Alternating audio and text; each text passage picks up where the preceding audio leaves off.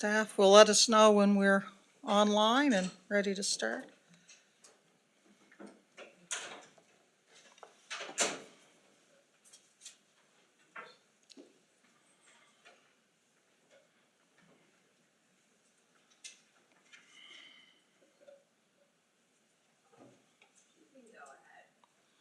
All right.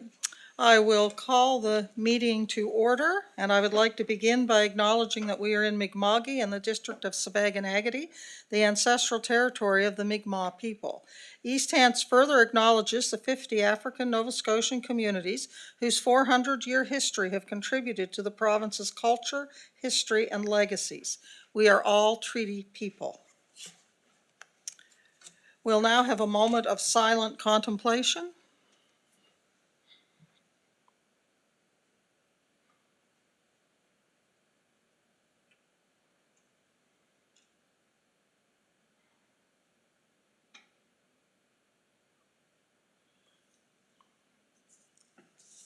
And next, we'll set the date, the time and the date for the next council meeting. The regular meeting of Council for Policy and in camera will be May 19th, 2026, and the regular meeting of council will be May 27th, 2026. Someone prepared to move the date and time? Councillor Mitchell. Seconded by Councillor Merriam. All those in favor? Aye. Contrary, motion is carried. Are there any amendments to the agenda? Seeing none, I declare the agenda approved. Next is the approval of the minutes of the regular meeting of Council for Policy and in camera March 10th, 2026, and the regular meeting of Council March 25th, 2026. Are there any amendments to the agenda required? Seeing none, I declare the minutes approved. Next, we will go, just before we start, we did have a typo in the agenda this evening. We were due to start at 7 p.m., but it also said the public hearings would start at 7 p.m., and that is actually 7:30. So apologies for that. Correspondence for information. This has been in front of you, councillors. Does anyone have any particular item from correspondence for information that they wish to bring forward at this time?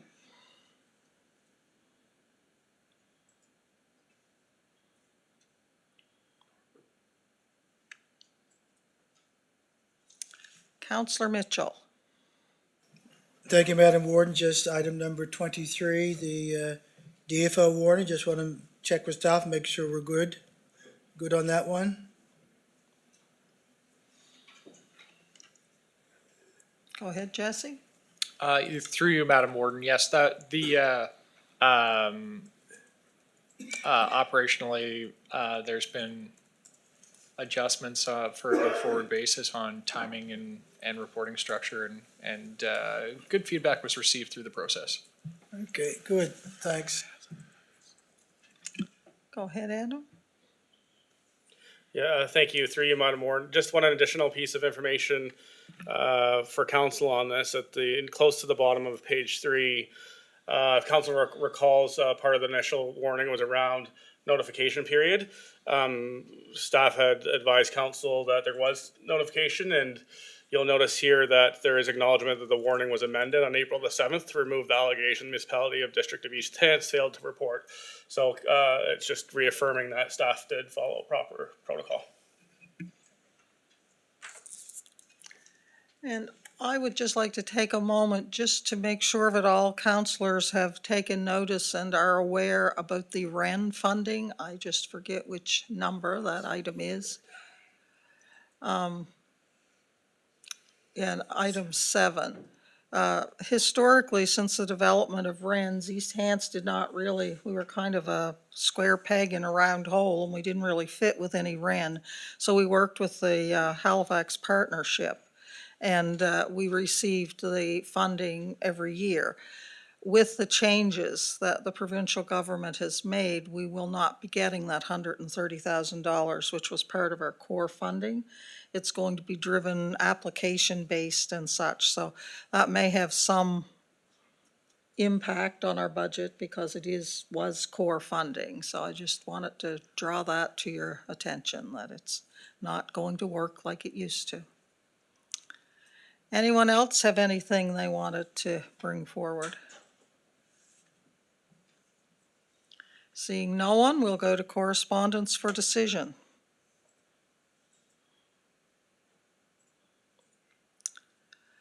Okay. Item 52, RBC donations. There is an opportunity to assist two East Hants nonprofit organizations which requires council approval to establish two donation funds and issue a grant for the same amount of funds raised. The East Hants Tide Fest donation fund and the Enfield Elmsdale Lions Den Playground donation fund. So who's taking this one? Okay, go ahead, Wade. Yes, so this is a report that's come before council before, very similar that things we've seen in the past. Youth Links was one such issue not long ago, and there was another one for not through RBC, but it was with the UNIAC Wish Givers group. RBC requires us to set up this fund so they can get those funds to those two nonprofit entities. And the recommendation is up on the report for you. Okay, Councillor Perry. Oops, I tried. Through you, Madam Warden, the staff, and this is just that where it says here, any annual grant will be provided, each of these funds in the amount of funds collected from outside parties, right? That is just the transfer of funds that I received for these specific groups. There's no matching or there's no grant going with the money that is brought in. It is just the money that comes through. Just because when you read it the first time, you kind of have that question. I just want to make sure that everybody's clear that's here today and watching. You're absolutely correct. It's exactly what comes in and goes back to the nonprofit. Excellent, excellent. And for that reason, I'm going to move that council approve the creation of the East Hants Tide Fest Donation Fund and an Elmsdale Enfield Lions Den Playground Donation Fund, and that the annual grant will be provided to each of these funds in the amount of funds collected from outside parties. Seconded by Councillor Merriam. Any discussion on the motion? Seeing none, we'll go to the vote.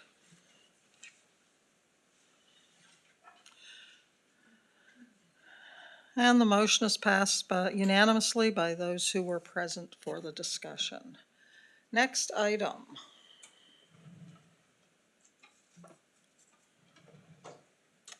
An email from Cynthia Eisner and Doug Penny regarding inequitable taxation of homeowners, requesting the municipality find a more equitable way to share the tax burden among all residents.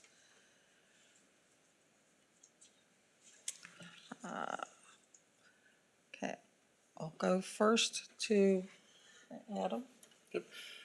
Thank you, Madam Warden. So in your package this evening, you have the letter from the homeowners just outlining various concerns, partially around the CAP program and the challenges that council is aware of. That it's a provincial program, non-municipal, but nonetheless it does impact the differences, and it highlights quite a bit of turnover in properties, and especially in the recent years has created a larger gap in this. They're requesting council to consider looking at a more equitable options. I won't go through all of the letter in detail.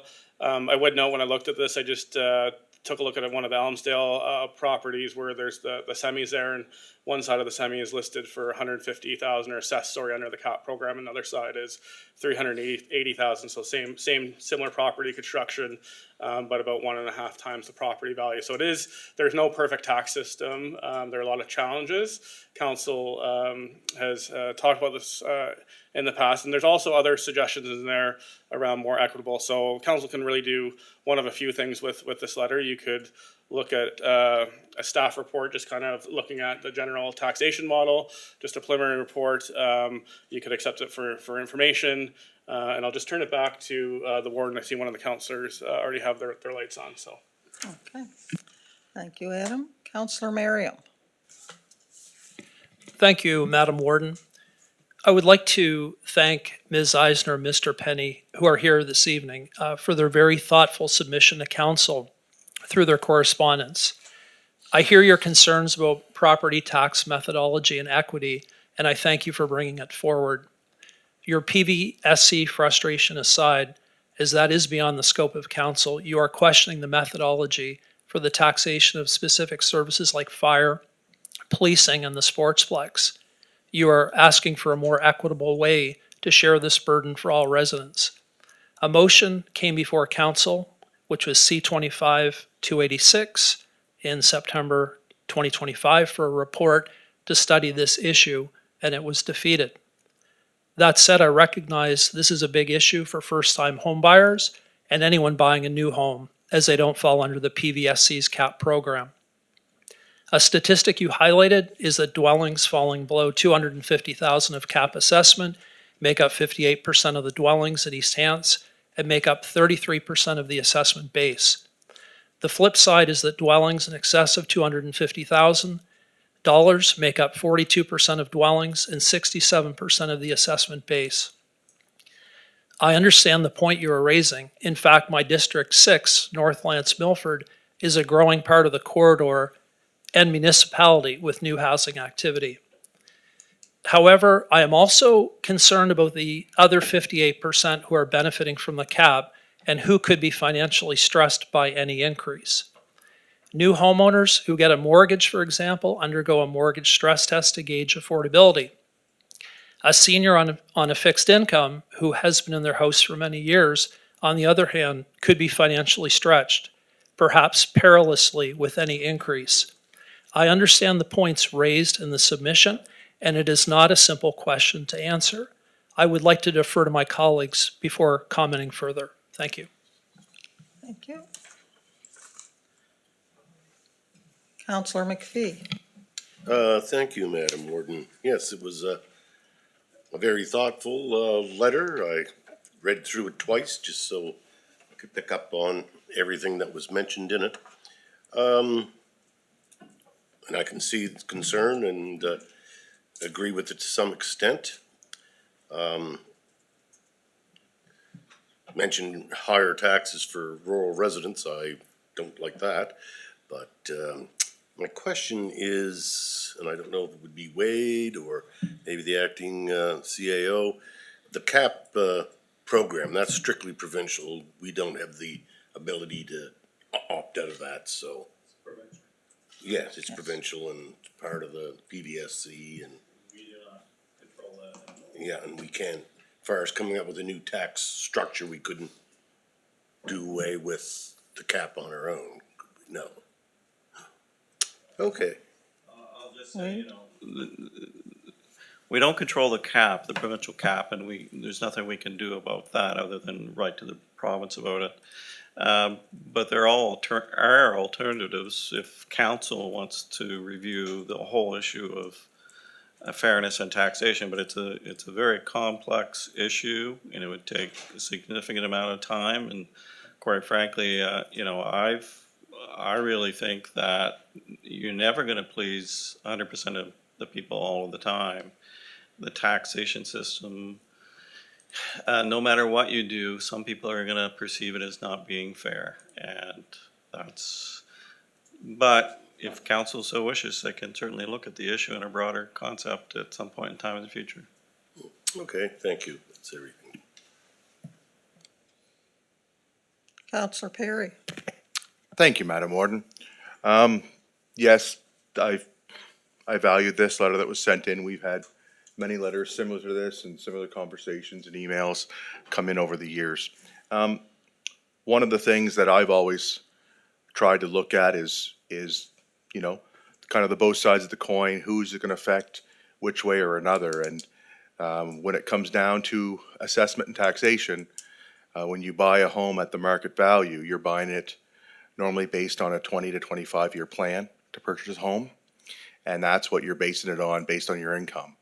And if the market jumps up, like it did in the South Shore, which brought in the CAP program, where people who lived in their farmhouses and family farms for hundreds of years were then forced out of their homes because the taxation became unbearable for them to even to afford their homes, even though nothing had changed.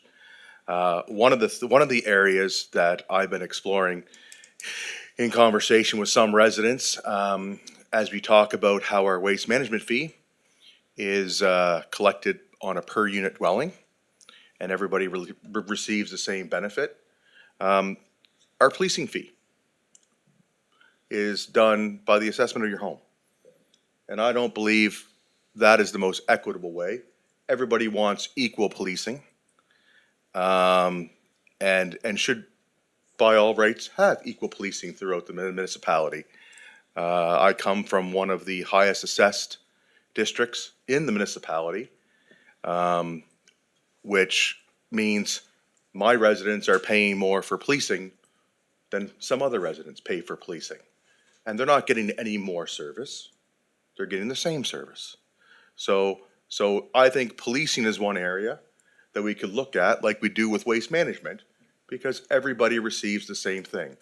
Whether you're, in the rural area, suburban area, or whatever, everybody should expect to receive the same policing standard. And it's a way that if people don't believe they are currently getting that, it's to hold people accountable. We're all paying equally for it. It goes on a per dwelling based rather than per assessment. And I think that would be one move that we could look at doing, possibly, that doesn't require a lot of trying to jig rates or whatever. It actually would be pulling the policing out of the general rate into a per dwelling unit cost. So I'm going to move that staff look at removing policing cost from the general rate and explore what the cost would be for a per dwelling unit to cover our policing costs in the municipality. Do we have a seconder? Seconded by Councillor McPhee. On before the motion, so I will allow a bit of leeway, is Councillor Rhino. Madam Warden. I've sat here and I've argued about the CAP program a lot, because some people, some on staff would have often said they should eliminate it. And I've argued that because it just won't work. However, I have said there's things in that CAP program that have to be tweaked, and such as selling your home and then losing that CAP, and then that's where you end up with two houses side by side that have unequal values. But that's on the province. To put higher taxes in the rural rate, that will go over like a lead balloon. And I think, Warden, you and I were here when we headed down that road of changing the tax system. It was not the prettiest of times. It separated the municipality. It separated this council. It was pure hell. It was brought in, I think, for 1 year, and you can correct me if I'm wrong, for 1 year. And then it was swiftly taken back out the next year because it didn't work out at all for everyone. To head back down that road, I think, is folly. I think if we try to work with this province and tweak that CAP program, I think that would be the way to go. And I'm not against Councillor Perry's motion, because the motion says to look at this.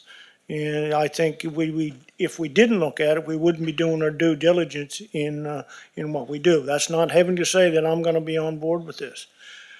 Taxation is not fair, but to try to go back to where we were those 2 or 3 years, there was public protest. It was not good. People were up in arms, and it was fracture this municipality even more with this volatile times in which we're having. Thank you. Councillor Tingley. Through the chair. Just want to correct one thing. Councillor Merriam referred to the CAP program as being the PVSC program. It's not the PVSC's program. It's this is something that the province has brought in. And I also want to acknowledge Mrs. Eisner and Mr. Penny for their letter. It was well written and thought out.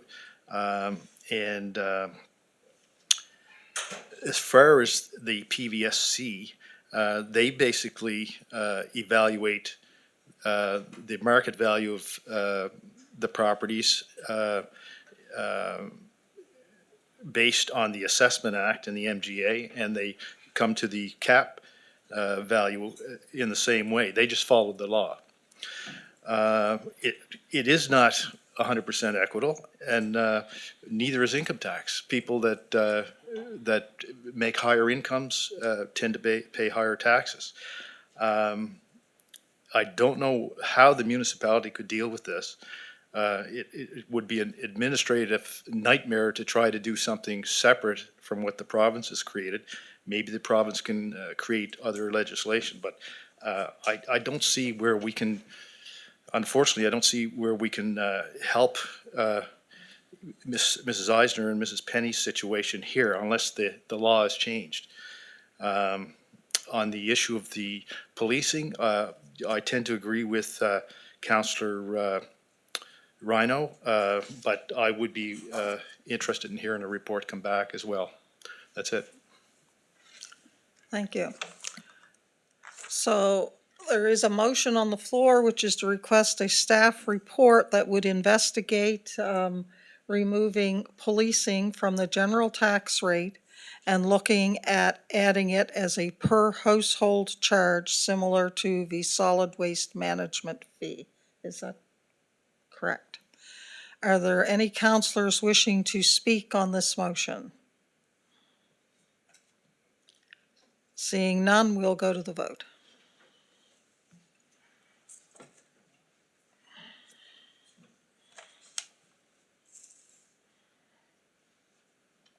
And the motion is passed unanimously. Councillor Musa. Thank you, and I also want to thank Mrs. Eisner and her Mr. Penn on their letter. And if I look at the sports flags, whatever you do is not fair because a lot of people, they don't have any kids that go there or they don't use it and they pay for it. So if those on the cap and you make their share higher, you're not doing fair for everybody. So same thing with education. You have kids, you have some seniors that live in most like the cap, like cap property. They've been for years in the cap program. So I would assume that most of them are mostly like elder people or seniors or something, and they don't have any kids that go to school. So if you do something about the school, like the school, the education part, it's not fair for them. So any way you look at it, there's no fair. I don't think we could be fair to anybody. So hopefully the province will come up with something better. Thank you. Thank you. Okay, moving on to the next item. Item 49, due to the number of topics going to public information meeting in June, staff are seeking a second date to hold a PIM, suggesting June 17th or 23rd or another date at council's discretion. I'd just like to ask, do we know the dates of graduations yet? Mine was a long time ago.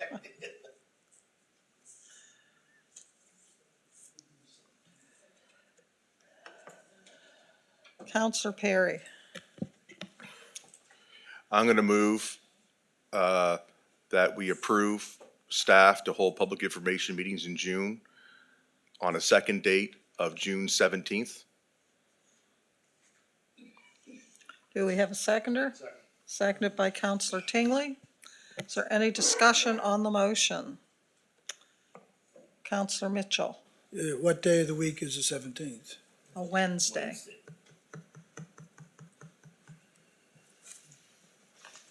Okay. Councillor Garden Cole. Thank you, Madam Warden. I'm just wondering, I guess we're not having it on our overflow nights in case we need them, is that why? It's public information, not a public hearing.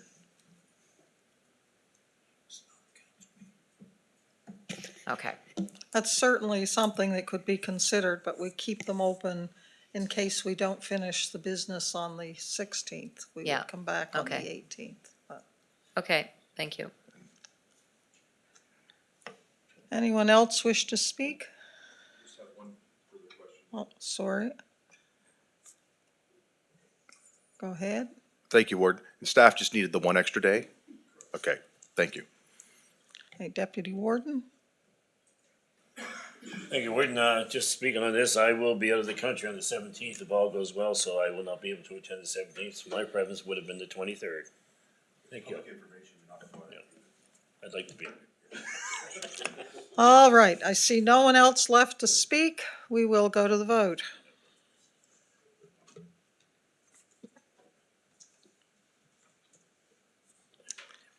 And the motion is passed by a vote of 10-1, with Deputy Warden Dixon voting nay. Okay, next item, we have a sponsorship request. How's our time? 5 minutes. Okay, we have a sponsorship request from Sabaganagity First Nation hosting the Nova Scotia Mi'kmaq Summer Games in August. The General Government Grant Fund does have miscellaneous funds available. Okay, I'm gonna go to Alana. Thank you, through you, Madam Warden. So you did note essentially the request, so they have sponsorship tiers listed. The games are running, I believe, from August 13th to the 23rd.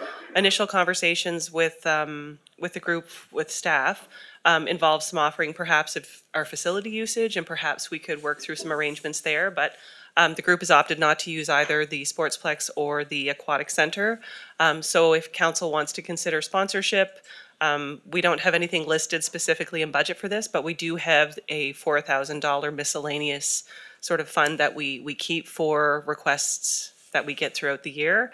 And similar requests we've had in the past are sort of different things. We've had the library gala that we've sponsored, or council has opted to sponsor, for $3,000. We've also sponsored, I believe the library hosted a provincial event where they sponsor for $2,000, and other typical sponsorships we have range from $100 to $500. So for council consideration. Thank you. Councillor McPhee. Thank you, Warden. I'm glad to hear what Alana had to say there. Yeah, I certainly support us giving them a donation on this, sponsoring them. Sabaganagity itself is very important to this municipality and to District 4 for sure, and the villages of Shubenacadie and Milford. They're very prominent within the community, so I certainly hope that we will give them a sponsorship. I was going to suggest a $10,000, but since we may be limited to the $4,000, I'll be interested in seeing what the other councillors have to say, but at least a $1,000 sponsorship would be good, maybe more if we could swing it. So I'll leave it at that and see what the other councillors have to say. Thank you. Alana? And just, yeah, to point out, we do have the $4,000 miscellaneous fund that we do use as a buffer for the entire fiscal year, and should we have other sponsorship requests and the fund is depleted, then council could consider general government grant reserve. It's still early in the year. We do typically get quite a few requests throughout the year for miscellaneous funding. Councillor Perry. Thank you, Madam Warden. Would this not qualify as a special event? Through the warden, so this could essentially go through as a major special event request. Typically, through the policy, those come forward prior to budget, so we typically budget for them. In the past, we have looked at those and we have dipped into reserve for those as well. I think in my time here, we've only done that maybe one time, but if council wanted to support in another manner, they could look at that. I'm Yep. going to interrupt now because we are at the time for our public hearings and we have folks in the gallery. We'll return to this item following the public hearings.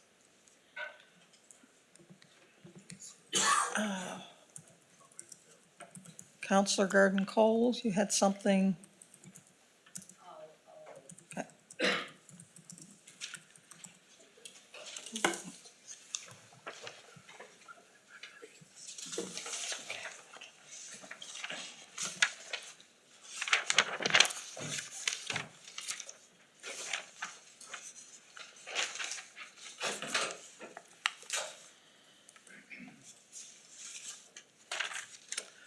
All right, counselors, this evening we have 2 items on the public hearing agenda.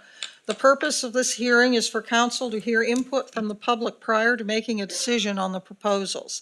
To the members of the public who have chosen to participate this evening, welcome. Please note that council's procedural policy requires that you not cheer, boo, clap, or otherwise disrupt this hearing. Everyone that wishes will have an opportunity to be heard. Tonight, council may approve, reject, or defer its decision to a later date. Council approval is required for the proposals to proceed.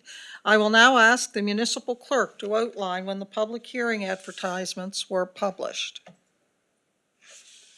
Madam Warden, a public hearing notice appeared in the April 8th, 2026 and April 15th, 2026 editions of the Chronicle Herald.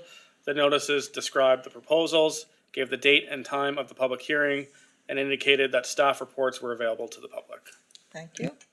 Councilors, the first public hearing item this evening is for a proposal to amend the land use designation and zoning for a portion of 47 McIntosh Road. I would now ask the Chair of the Planning Advisory Committee to present his report. Councilor Mitchell. Planning Advisory Committee has considered the proposal on behalf of Municipal Council. The committee has reviewed staff's reports, completed their evaluation, and will make a recommendation to council during this hearing. Madam Warden, through you, I would now ask staff to present their final report on the proposal. I'd ask staff to, thank you. Go ahead, Rachel. Thank you, Madam Warden. I'll just bring the presentation up.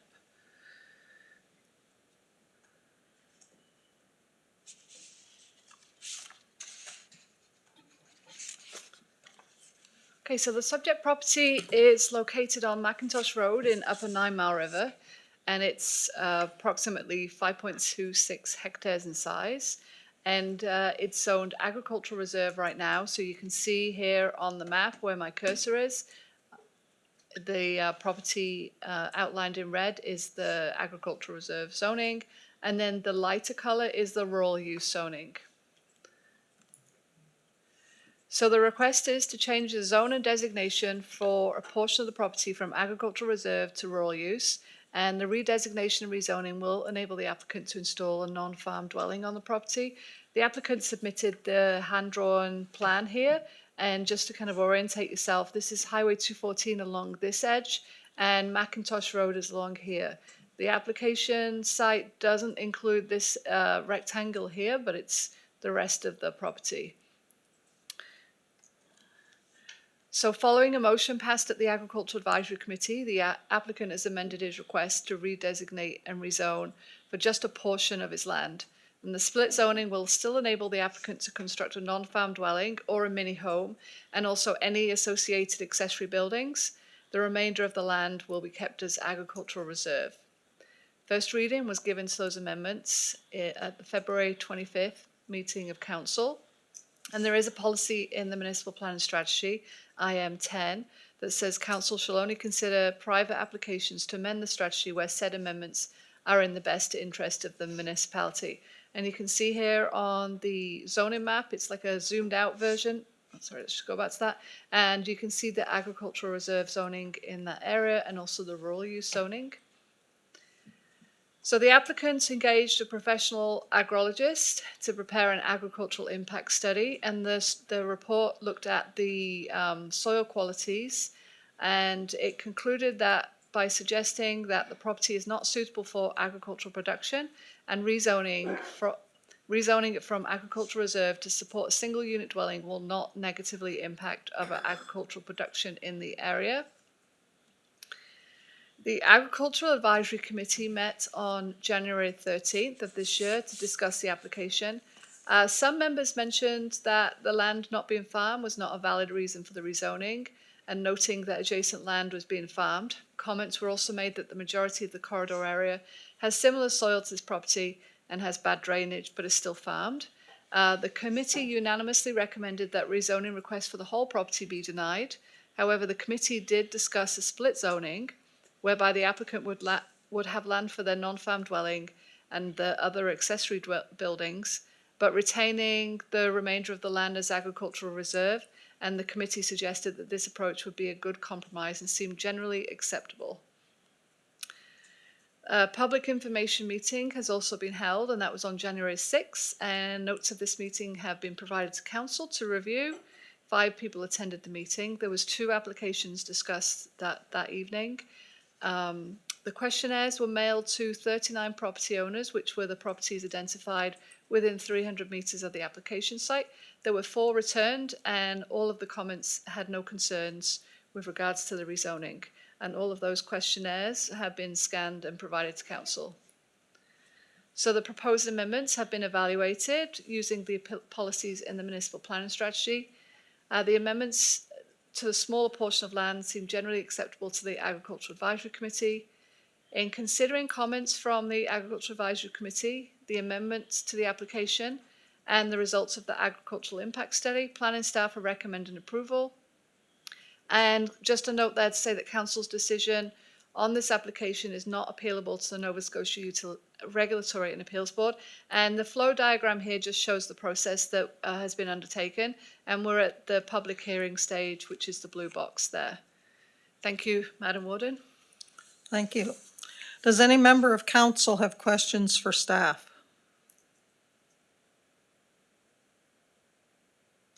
Seeing none, I would now ask if the applicant has any comments or would like to make a presentation. I'm just looking at, have a house, the same as everybody else, in a little shop for do my carpentry work at. Thank you. And not commercial, just my own personal. I will now open the floor for comments and questions. If you are viewing the YouTube live stream, you may use the YouTube chat feature, which is being monitored. First, does anyone attending in person have any questions or comments? Seeing none, does any member of the public have any questions or comments through the live chat on YouTube? No. Does any member of staff have any final comments? No. I would now ask the chair of the Planning Advisory Committee to present his committee's recommendation. Planning Advisory Committee recommends that council give second reading and approval to the NPS and LUB amendments by changing the land use designation and zone for agriculture reserve to rural use for a portion of 47 McIntosh Road, Upper 9 Mile River, as identified in the staff report dated April 9th, 2026. If Chair of PAC, I so move. Seconded by Councillor Hebb. Are there any final questions or comments from municipal councillors? Seeing none, we'll go to the vote.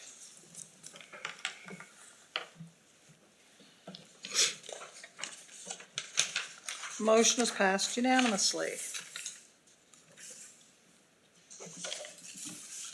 That concludes our first public hearing.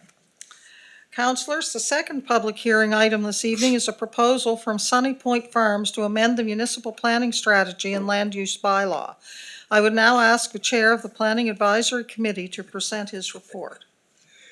Planning Advisory Committee has considered the proposal on behalf of Municipal Council. The committee has reviewed staff reports, completed their evaluation, and will make a recommendation to council during this hearing. Madam Warden, through you, I would now ask staff to present their final report on the proposal. Go ahead, Leanne. Thank you, Madam Warden. So the applicant was Philip Burrow of Sunny Point Farms, and their request was to amend the municipal planning strategy and land use bylaw to allow for a reduced setback for intensive livestock operation in the rural use north zone, where the neighboring property is within a common ownership.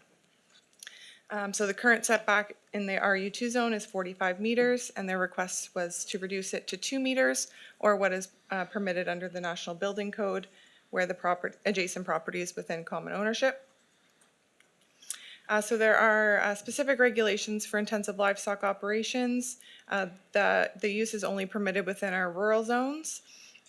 And the general provisions for our rural zones have regulations, and then the agricultural reserve zone has even further regulations for agricultural development, including intensive livestock operations. So this is what's currently within the land use bylaw, stating a minimum setback of 45 meters is required from all lot lines, public roads, and right-of-way easements.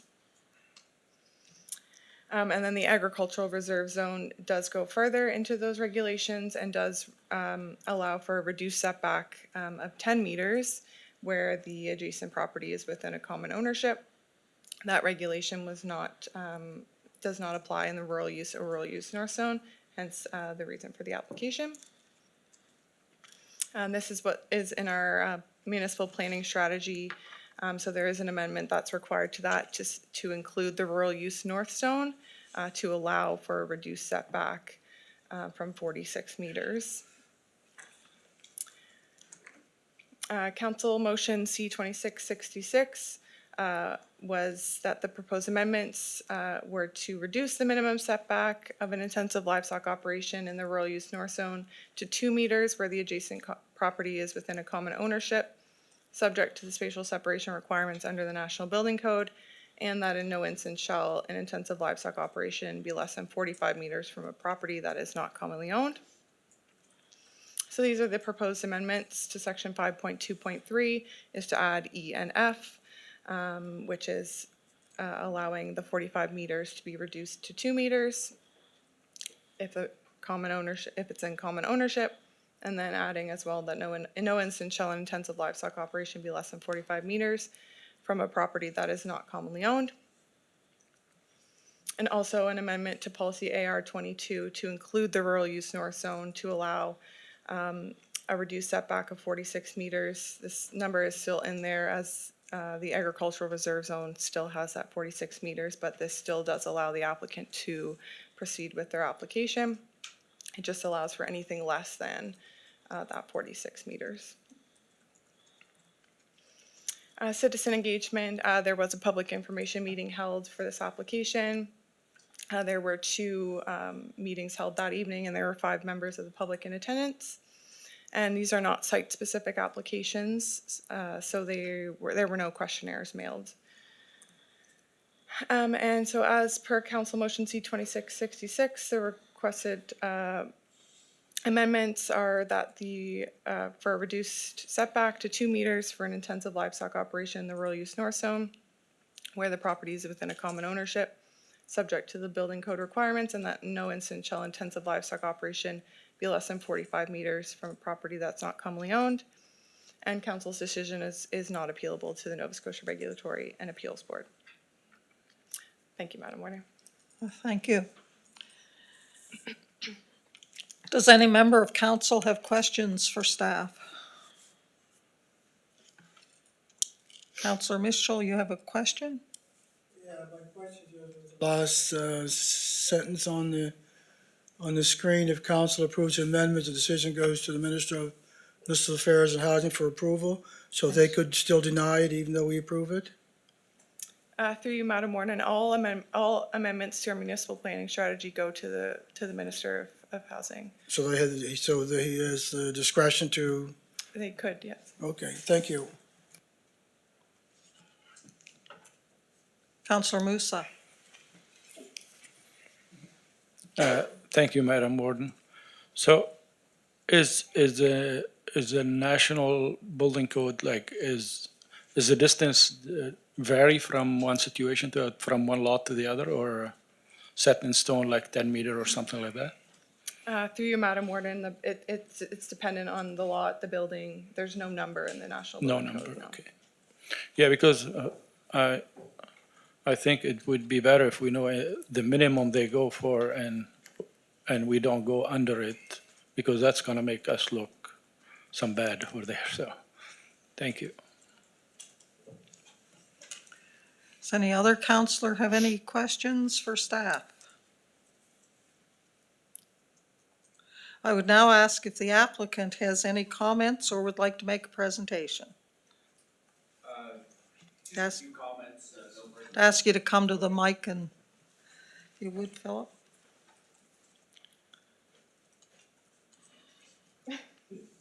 Thank you. I just have a few comments.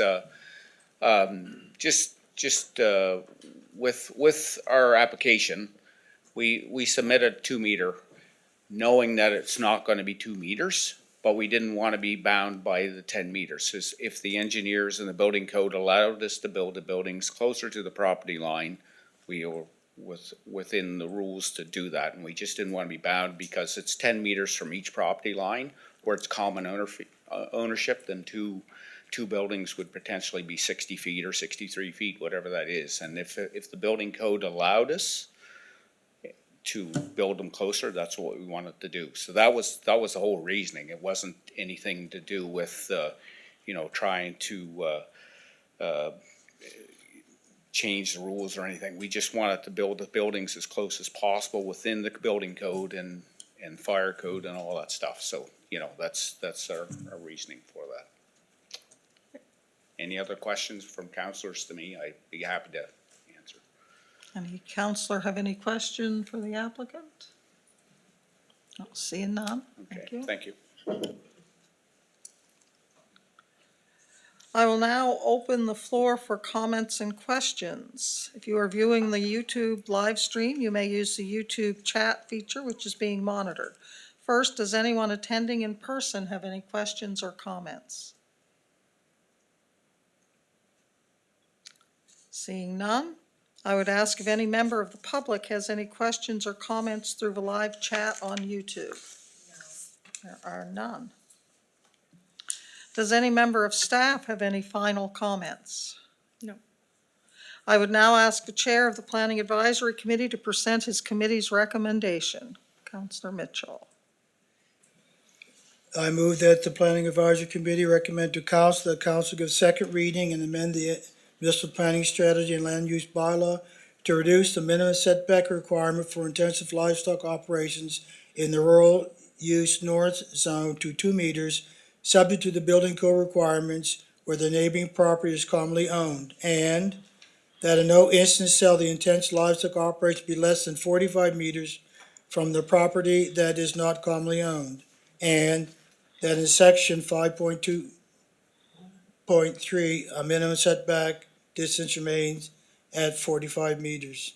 As chair of the Planning Advisory Committee, I so move. Seconded by Councillor Rhino. Any final questions or comments from municipal councillors? Seeing none, we'll go to the vote.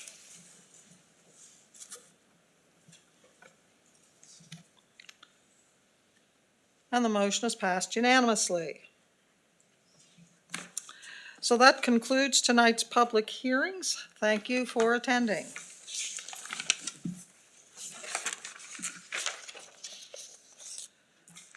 Okay, returning to our agenda, we will go back to correspondence for decision. And Councillor Perry has put himself back on the list again already. Thank you, Councillor Perry. Go ahead. Not a problem, Madam Warden. When looking at some of the events that we have sponsored before as major events, Tide Fest multiple times, there was a boxing event as well that was done as a major event that received some funding. I would be inclined that this is going to bring quite a lot of people to our area, directly and indirectly.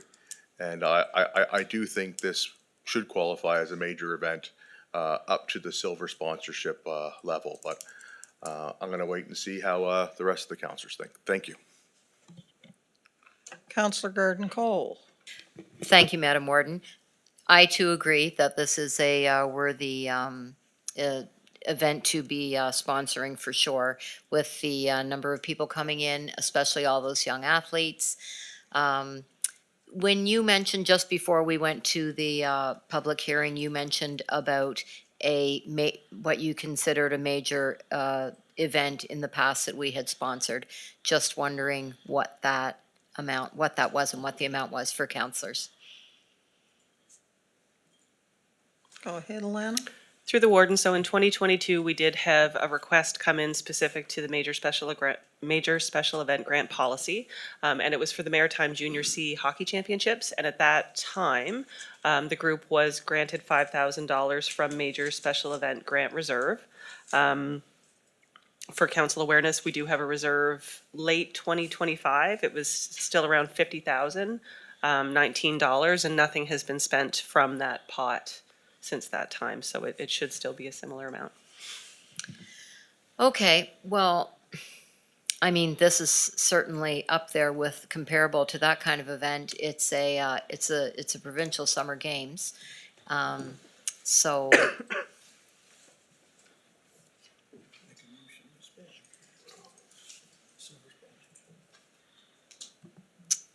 I'm just trying to, just thinking it over in my mind, what might be a silver or what might be okay, I've let the cat out of the bag. Okay, I'm going to,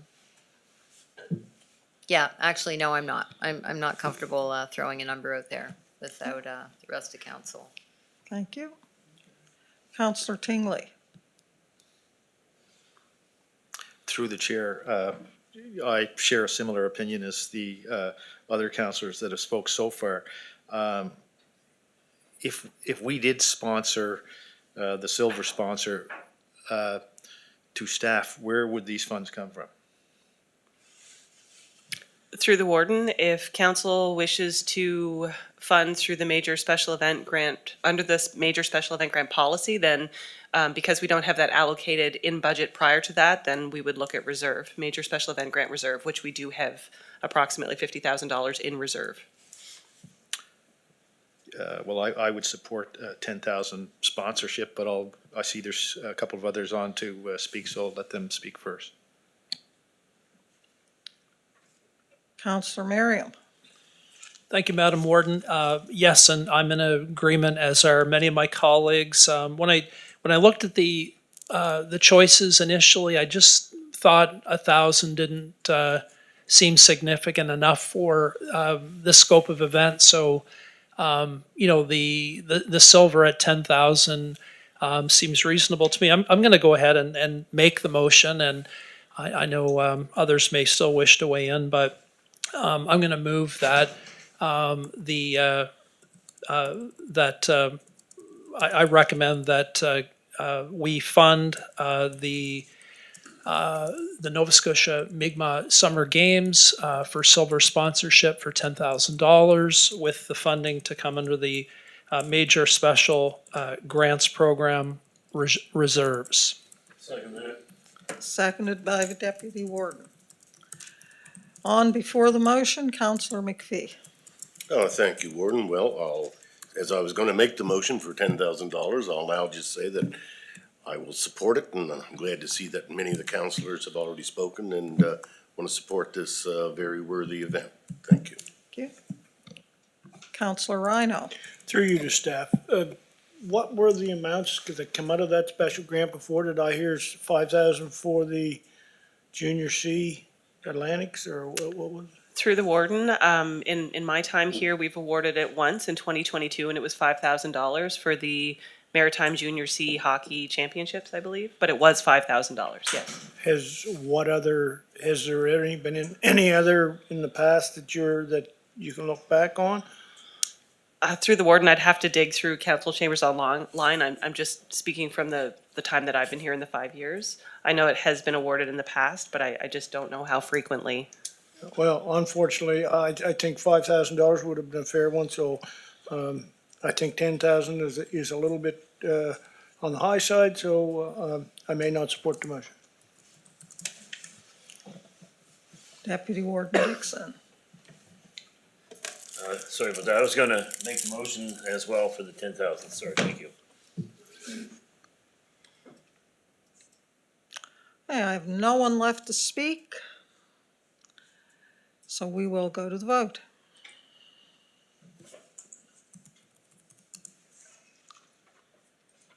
The motion is passed by a vote of 10-1, with Counselor Rhino voting nay. Okay, next item. A sponsorship request from the Royal Canadian Legion Branch 166 Veterans Memorial Park seeking support sponsoring the purchase of a display pole in the new Veterans Memorial Park. Details attached. Each pole costs $125, and the goal is to install 10 new poles. General Government Grant Fund does have miscellaneous funds available. Thank you through you, Madam Warden. So what you have before you is a request from the Royal Canadian Legion based out of Knoll. The group did complete a significant memorial last year for the Harvey brothers. They're sort of building on that with the polls.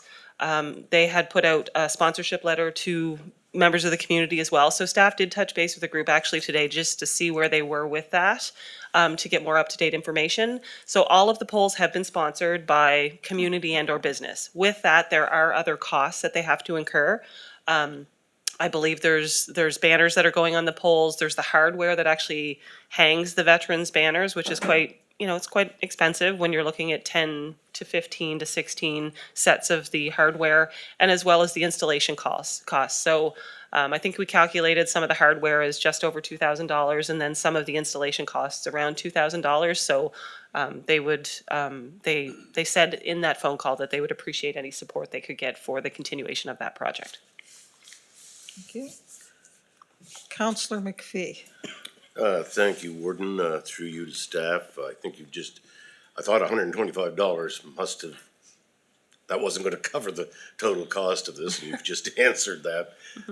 So were they just looking for a $125 donation towards a pole, or do they want us to support the total cost, or? I believe through the warden, the group was looking for some type of sponsorship outside of just one pole, if council was looking to sponsor for that. The request when it came in, just because we had an earlier council and a late council, there was a bit of time in between there. And in that time, community members and or business sponsored them for those pieces of the project, but there are still other costs they are looking to incur for that. So again, I think they would just be they would be appreciative of any support that council would be willing to give to help with that project and the other costs associated with it. And for the people that are being honored, we wouldn't have any input on? We don't have that information at this time. I know that 8 of the banners, they spoke about the Harvey brothers, but I don't know of the other veterans that they would be honoring on those polls. Could be veterans from any part of the municipality? I believe so. I think associated with that legion or whatever that geographic area would look like, but I don't have a list of the names of those honorees. Yes, they don't have a list of the. I believe that with the banners themselves, they're usually sponsored by families, am I correct? Yeah. And I think with these extra, the poll was $125, and I believe what they've told staff is that if we could contribute anything that would help with the hardware and the installation of the poles, that's what they're kind of looking for. Okay, yeah, I was just wondering what the actual ask was. Yeah, you're good, thank you. Councillor Perry. Thank you, Madam Warden. That's very impressive work that this Legion has done to get that monument erected. I believe that this is just the next phase in a multi-phase approach that they have planned for that area.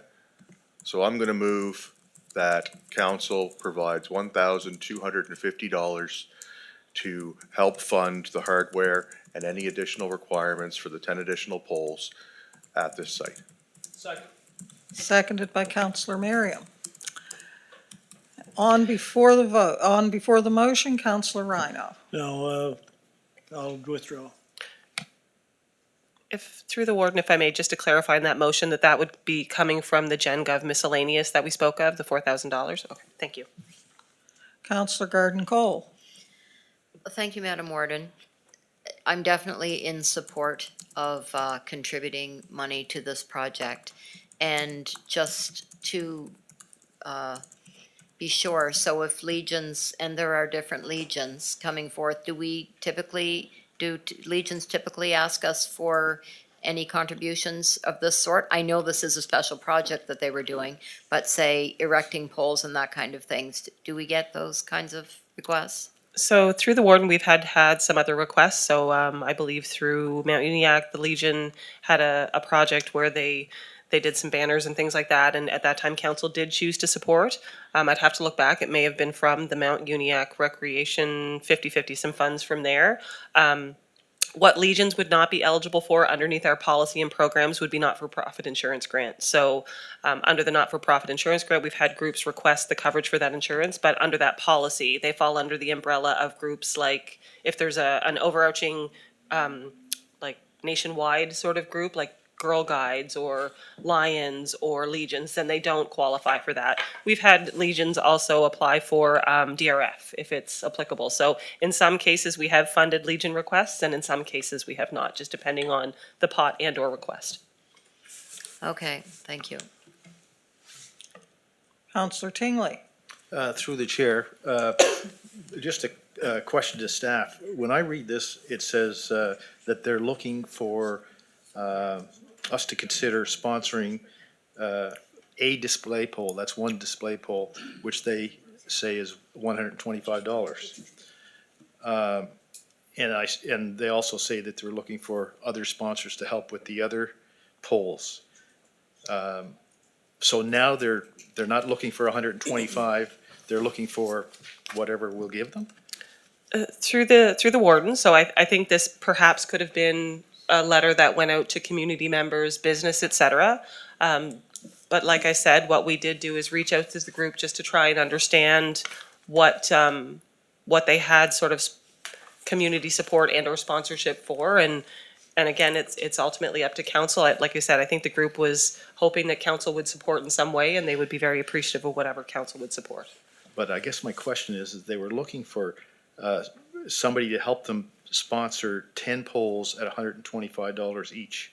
And that was gonna be their cost. I assume they must have had the funds to pay the other costs that you're talking about? You know, like they're indicating what their total budget is for this.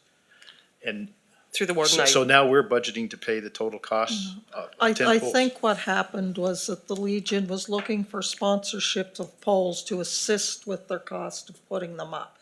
Because of the timing of our council meetings, the letter didn't arrive in time for us to just sponsor a pole. And this, staff is right, this is a generic letter that went out to council, to businesses, to individuals to sponsor a pole. At this point in time, I don't think they had an ask for the additional funds. Certainly the 10 poles at $125 each was not the total cost of moving forward on this. But this is what they sent out at that time back in early February. But Chair, my question is, if that's what they were asking, that they needed 125 for 10 poles to put up 10 poles, is that not what they required?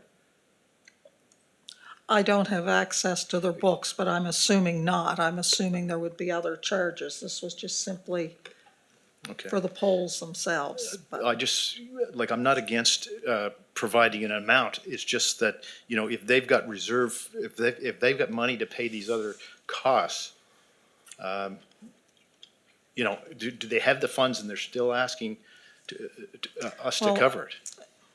I don't have the answer to that, Counselor.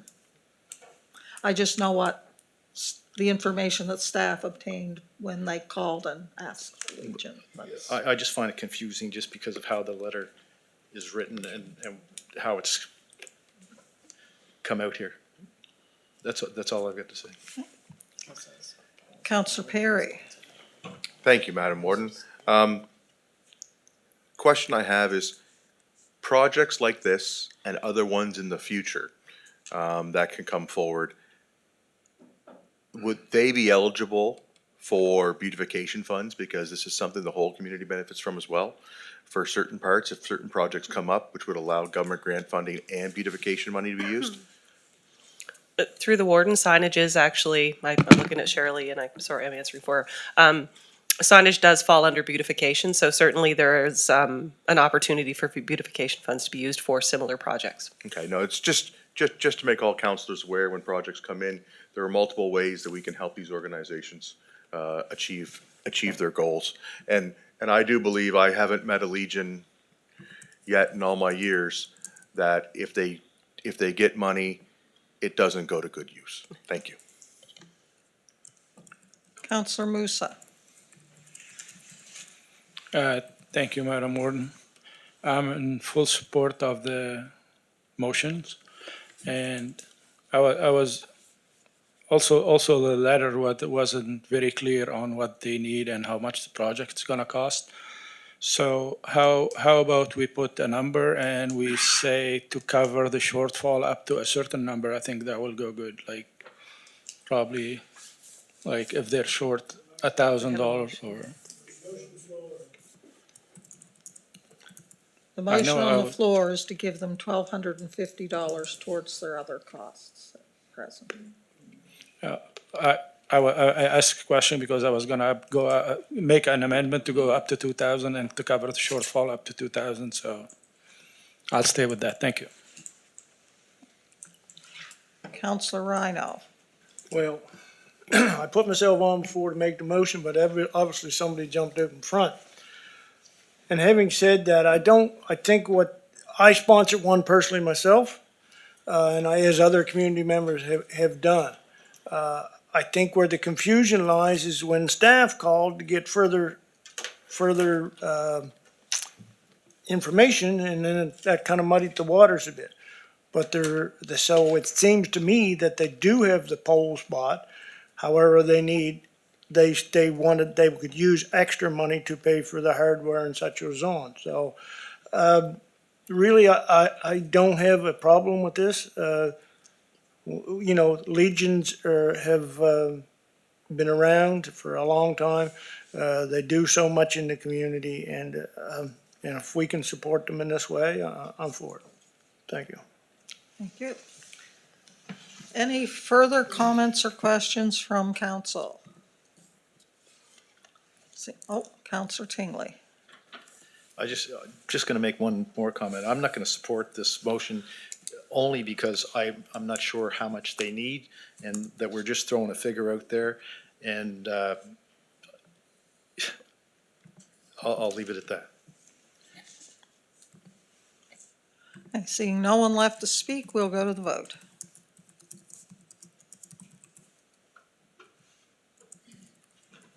And the motion is passed. Someone has not voted. The motion is passed by a vote of 10-1, with Counselor Tingley voting nay.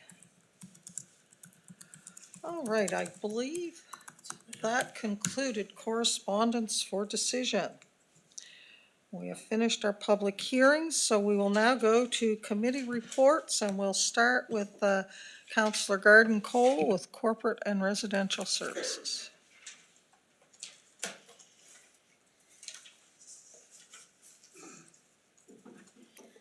The committee held regular meetings on April 14th, 2026 in council chambers. The following motions are coming forward as a result of that meeting. Item 1, Cottage Country Development Trail Agreement Amendment. In November 2023, council authorized the CAO to enter into a trail agreement with the Tony Borofsky Memorial Trails Association for the operation and maintenance of trails on PID 45392578 in accordance with the Cottage Country Development Agreement and Open Space Agreement. A trail agreement was entered into on May 7, 2024, and is effective for a term of 10 years plus renewal terms. The association has indicated their interest in moving forward with extending the trail system onto PID 45392586 per the Development Agreement and Open Space Agreement, requiring an amendment to the 2024 agreement to include the additional trail section. The Corporate and Residential Services Committee recommends that council authorize the CAO to enter into an agreement amendment with the Tony Borofsky Memorial Trails Association for the operation and maintenance of trails on PID 45392586 in accordance with the Cottage Country Development Agreement and Open Space Agreements. As chair of the committee, I so move. Seconded by Counselor Mitchell. Is there any discussion on the motion? Seeing none, we'll go to the vote.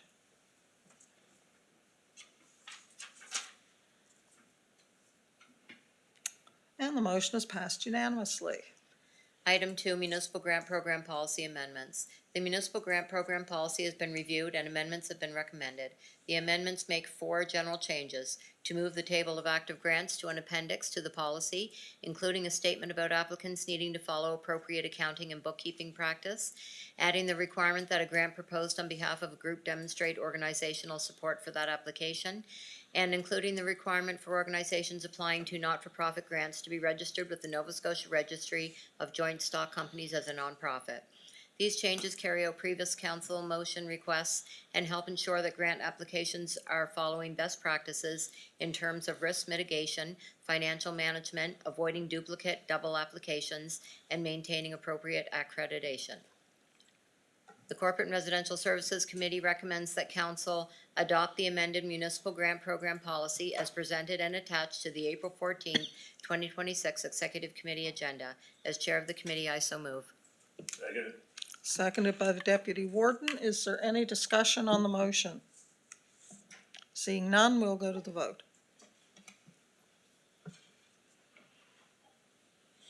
And the motion is passed unanimously. This concludes the report. Okay, next we will go to the Planning Advisory Committee report. Councillor Mitchell. The committee held its regular meeting on April 14, 2026 in council chambers. The following motions are coming forward as a result of this meeting. Number one, Plan 26-004, Julie and Andrew Gilby, Horn Settlement Road, Enfield, redesignation and rezoning. The municipality has received an application to redesignate and rezone a portion of a property on Grand Lake to establish residential neighborhood ER designation and R1 zone. The applicant is requesting the change to enable lots to be subdivided off of a new private road in the property. The Planning Advisory Committee recommends that council authorize staff to schedule a public information meeting to consider an application from Andrew and Julie Gilby to amend the MPS and LUB by changing the land use designation and zone for a portion of 809 Horn Settlement Road, Enfield. As chair of the committee, I so move. I'll second that. Seconded by the deputy warden. Is there any discussion on the motion? Seeing none, we'll go to the vote. And the motion is passed unanimously. Number two, Plan 25-009, David Mado, McIntosh Road, Upper 9 Mile River, redesignation and rezoning. This item was dealt with earlier at the public hearing. Number three, Plan 25-010, Sunny Point Farms, amendment to land use bylaw and municipal planning strategy. This item was dealt with earlier at the public hearing. Number four, affordable housing fee and taxation exemption. The municipality received two requests from developers of affordable housing, Riverview United Church and Nova Scotia Provincial Housing Agency. These organizations are requesting a tax exemption and a fee waiver. The requests are being made to enable more below-market rental housing to be built in East Hants, in keeping with the East Hants housing strategy. Discussion took place and it was agreed that the two requests are different in the one that would rent that is below 20% below market and the other is deeply affordable public housing. The Planning Advisory Committee recommends that all subsidized housing applications be dealt with separately in policy from those that are non-profit or developer low-income properties, and that a report be brought back on calculations of fee reduction and tax exemption. As chair of the committee, I so move. Seconded by Councillor Musa. Is there any discussion on the motion? Seeing none, we'll go to the vote. Motion is passed unanimously. The Planning Advisory Committee recommends that this topic be sent back to staff for a further report based on discussions held April 14, 2026, with some different options included, and that the province be advised that we are considering their request and are currently working through policy, and that it will be applied retroactively to the development at the same time it came into effect. As chair of the committee, I so move. Seconded by Councillor Tingley. Any discussion on the motion? Seeing none, we'll go to the vote. And the motion is passed unanimously. This concludes the report from PAC. Okay, we will now go to Infrastructure and Operations. Councillor Perry. Thank you, Madam Warden. The committee held its regular meeting on April 14th, 2026 in council chambers. The following motion is coming forward as a result of that meeting. Rural bulk water feasibility. The summer of 2025 had drought conditions that impacted all of Nova Scotia. Many private well users experienced limitations in their regular access to water, demonstrated by the increase in bulk water station use. During the drought, the municipality provided support programs for residents, such as opening the East Hants Aquatic Center and providing potable water through EMO programming, which was well received by the public. The current bulk water station operated by the East Hants Water Utility is located in Enfield, which is not central to the rural areas of East Hants. A feasibility study to locate a bulk water station in rural East Hants could be completed to determine the potential viable water source at a cost of $100,000 to $120,000. Following the study, further significant spending would be required for detailed technical study of a specific source and the design and construction of a bulk water station. The Infrastructure and Operations Committee recommends that direct staff to reach out to the MP, Cody Blois, and ask if there's any way we could partake in any financial aid for the feasibility of a bulk water station. As chair of the committee, I so move. Seconded by Councillor Rhino. Does anyone wish to have any questions? I would like to speak. Go ahead, Councillor Perry. I cannot support this motion, simply due to the fact $100,000 to $120,000 for a study, which then would come with, we need a water treatment plant. We would then need to have a lot of other infrastructure built in the millions and millions and millions of dollars. And I just don't think it's feasible at this time to have one of those built in the rural area. I don't think that they would want to take on that tax burden. I also don't think that it's good use of our staff's time and money. I would rather see more money go into our well and septic program, which is providing a reasonable access for those that are having problems accessing water through old wells to upgrade their water sources and take part in and come to terms in some of these drought conditions. Thank you. Thank you. Councillor Tingley. Through the chair, in light of Councillor Perry's comments, a question to staff. Is there any possibility that there could be a solution here that's not going to cost millions and millions of dollars, or could you give us some kind of an idea on what you think likely possible solutions that could come out of such a study?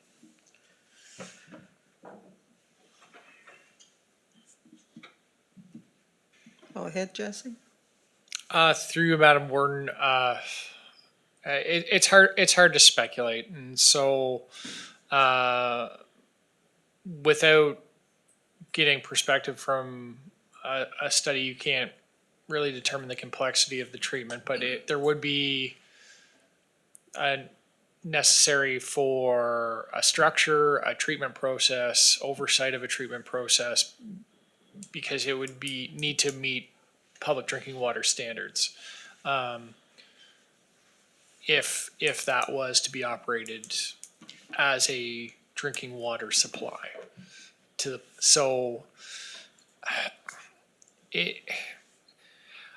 I wouldn't be able to put a number. I know there would be, to comment on significant capital dollars, absolutely. To what extent, that's challenging, so I wouldn't even put a number on it.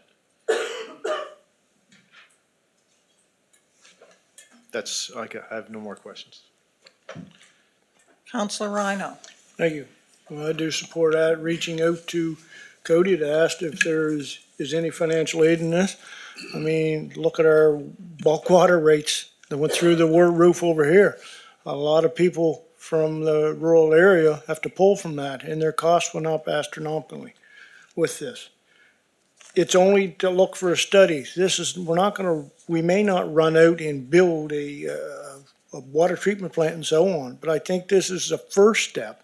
And it may be 10 to 20 years, but at least this would be the first step in looking at another water source, a bulk water source, that is not stuck way over on one side of the municipality. So if we don't take the step and look at this, we're just saying, to me, we're saying to the rest of us, well, you're not important enough to have good water. And that's the way I take it. It may not be the way it's meant, but I think, if we can get that help from the federal government to look into a study, I think we've started a first step in this that could take years, but at least it's a first step. Thank you. Councillor Mitchell. Thank you, Madam Warden. Just for clarification, are we reaching out to MP Blois before we do the study, or are we doing the study? We're at the asking same him time? to pay for the study. Okay, so we're not spending any money until after we hear from him? But we're asking him if he knows of any funding that would pay for a study. That's what Okay. this motion would do. So the amount that's in the report is on hold until, No, that's the estimated amount that they think the study would cost. okay. Okay, long as, we're asking MP Blois before we actually start spending $100,000. Oops, sorry, Counselor Hebb. Thank you, Madam Warden. Following along Councillor Rhino's comments, it would be prudent not to do a study. We don't have to, once the study is done, we don't have to do anything after that.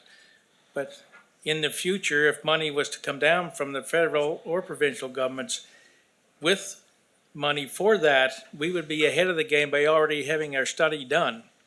And therefore, it would be less money that we would have to come up with if we decide to go with a treatment plant there. But having the study done, and yes, it's gonna cost money, but I think it's beneficial for what may lie down the road for future investments. So we'll be supporting the motion. Thank you. I'm going to ask the deputy warden to take the chair. Okay, Warden, I have the chair. Go ahead, please. Well, I've thought considerably about this, but I'm afraid that even though I represent a very rural area who depend on wells, I can't support this motion. Because even asking MP Blois for federal dollars to do a study for something that we're pretty sure we can't afford to do, to me is not good use of federal taxpayer money. And that's money coming out of my residents' pockets as well.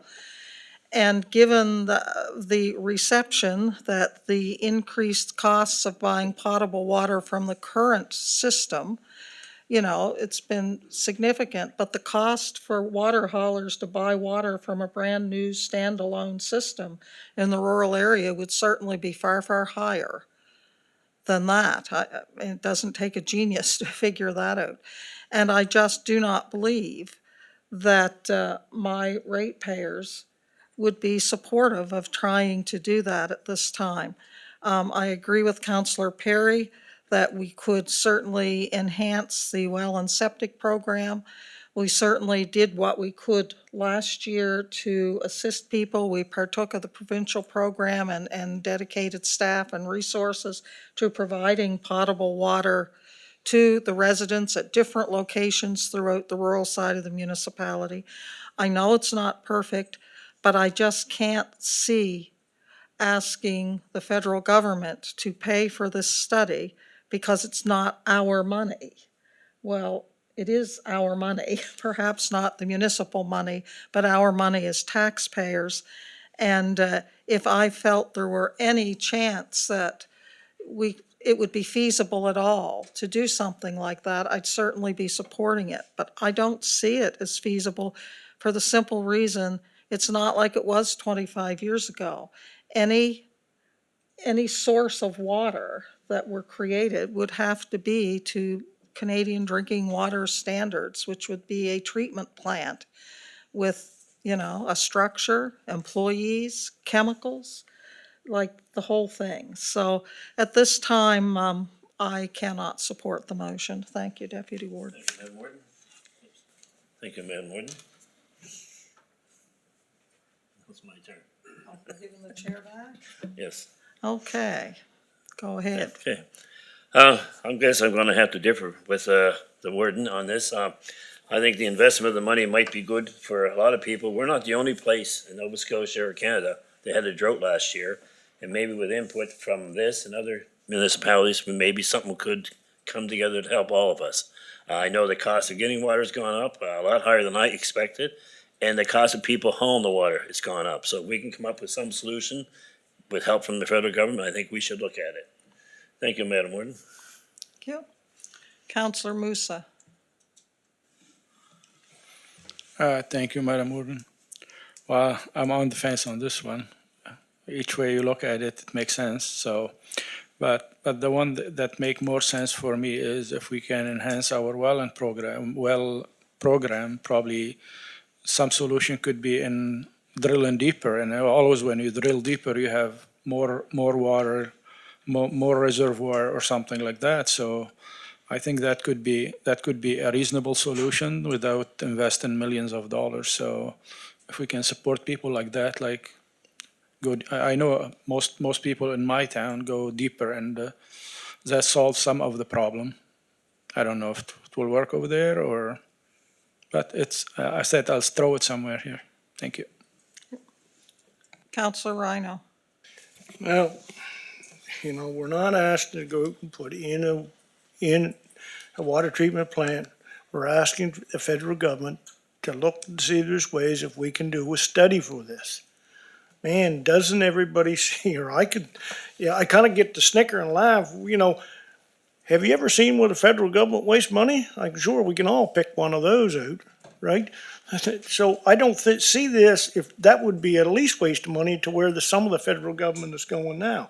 And we often sit around this room and we say, you know, every bit of grant money that's comes out goes into the corridor area, and we have nothing in the rural area. Well, if we had at least a study done, I'm gonna correct we you, could have Counselor. something that Counselor, that's no longer correct since the federal government has changed. we could have. Counselor, the federal government has changed the rules around what was formerly known as gas tax money to allow rural areas to use that money for fire department infrastructure. Since I was interrupted, By the chair. I think that we could have something that would be ready for anything that would get down the pipe if money become available, instead of sitting back and just having it in certain areas of the municipality. Deputy Warden, would you take the chair again, please? Yes, Madam Warden, go ahead, please. I'm just going to say that should there be miracle pots of money of it become available down the road in order to make a project like this happen, the amount of money needed to provide a study to determine where the water would be or how we would do it would be a very small part of that money. And I just simply, because it's federal money, I continue to say I don't think it's good use of federal money at this time because there is no realistic prospect of it leading to a bulk water system in the rural area. And a bulk water system in the rural area would have to be paid for by the users of that, which would be the taxpayers of the rural area. And I am telling you right now that I am very confident that my residents would not be at all supportive of paying a water utility rate for something like that because they simply could not afford it. So those are my comments. Thank you. Thank you, Madam Warden. I'll give the chair back to you and have one counselor willing to speak.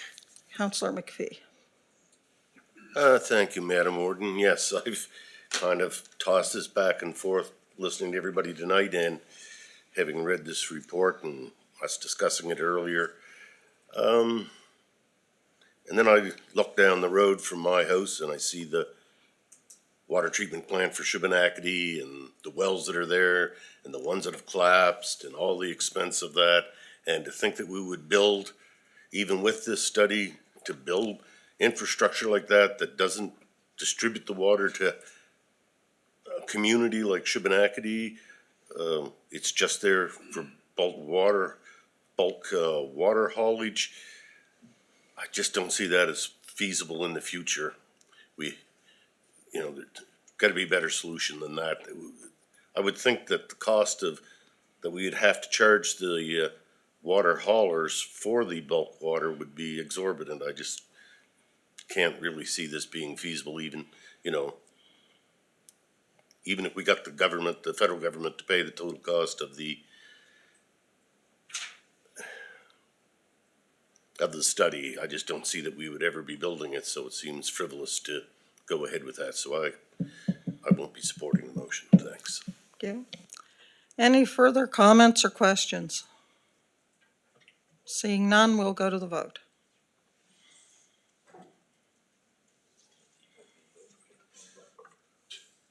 And the motion has failed by a vote of 6-5.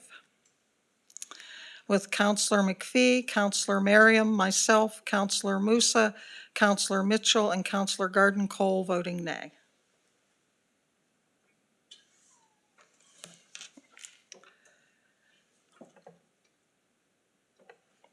All right, where were we at? Council Perry was on. Counselor Perry. This concludes the report. Thank you. We will now go to Parks, Rec, and Culture, Counselor Rhino.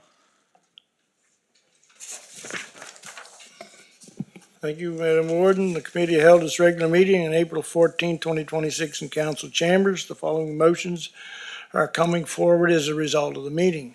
General government grant. During the process, staff presented the staff report titled General Governance Grants 2627, dated January the 5th, 2026, which included the list of 11 recipients from councils later approved. However, staff identified an omission of one of the intended recipients in the list approved by council at the February 25th council meeting. To correct that error, council is asked to consider the following motion.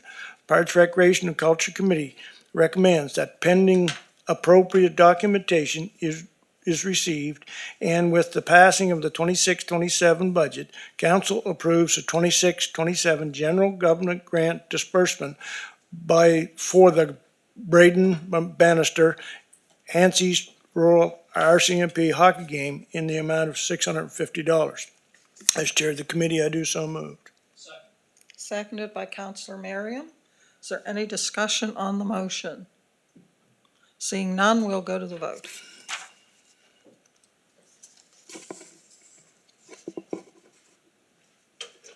Still waiting. Okay, the motion is passed unanimously. We also had an in-camera session which was on a contractual issue. This concludes this report. Thank you. Now we will go to the East Hants Source Water Protection Committee, Counselor Garden Cole.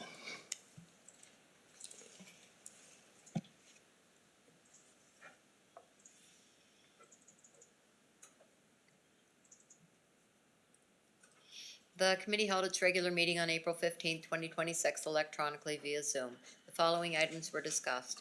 Presentation by Sherry McNeil with the Nova Scotia Invasive Species Council, presented on invasive species prevention and community programs, behavioral change, research, and monitoring via PowerPoint presentation. eDNA results 2025. Chelsea McPherson presented eDNA results from samples taken within the Grand Lake watershed in 2025. Water and Development Review, EDU allocations, rate review, and approvals. Jesse Halsman explained how equivalent dwelling units, EDUs, are managed within our approved withdrawal rates. Water Usage Review. Dwayne Lytle explained water produced and withdrawal limits for both the regional and Shubenacadie water systems using graphs. Update on water utility. Chad Greenham discussed the NSECC requirement for PW-2024 to undergo a Step 2 groundwater under the direct influence of surface water study. Mr. Chad Greenham further discussed the river intake study, which is being conducted by Earth Water Concepts Incorporated. East Hants Plan Review. Debbie Uloff discussed details and timelines of the 26-27 Plan Review and the Enfield Secondary Planning Strategy. Source Water Protection Results 2025. Chelsea McPherson discussed source water protection results for the Grand Lake watershed and the Shubenacadie wellhead protection zones.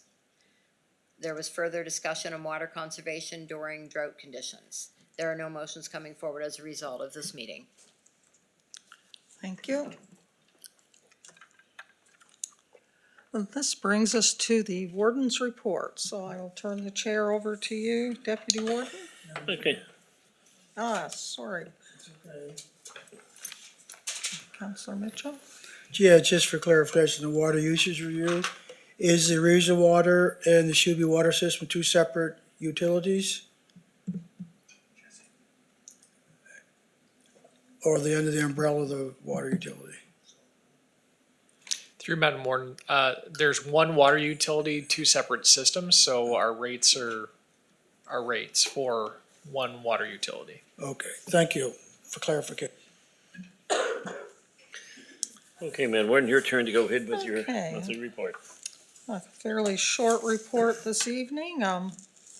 I did have the pleasure of the past month in delivering two 85th birthday certificates to Mr. Michael Casey and Mr. Charlie Bond. I have a 90th, which is still outstanding. On March the 29th, I judged 4-H public speaking for Rawdon 2A 4-H Club. On April the 15th, I attended the Heritage Dedication Ceremony for the Kennecott United Church. On the 16th, I attended the Business Luncheon with the Chamber, co-sponsored with the Chamber of Commerce at the Sportsplex, where the CAO gave an overview of our budget and plans for the upcoming year. And as with, I believe, everyone else here, attended the Police Planning Workshop on the evening of the 16th. Thank you. Thank you, Madam Warden. Chair is back to you. Thank you. We will now go to business from councilors, and I think I'll start with Councilor Tingley. Nothing to report, Chair. Oh, thank you. Okay, Councilor Musa.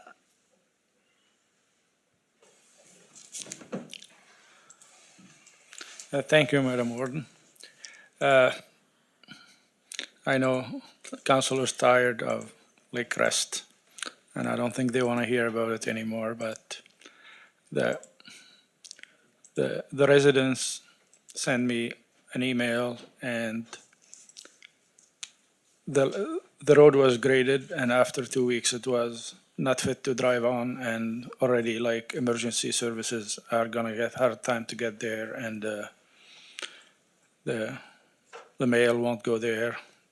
Any deliveries won't go there. I know all we could do is send a letter to the province to look for a good solution for that, so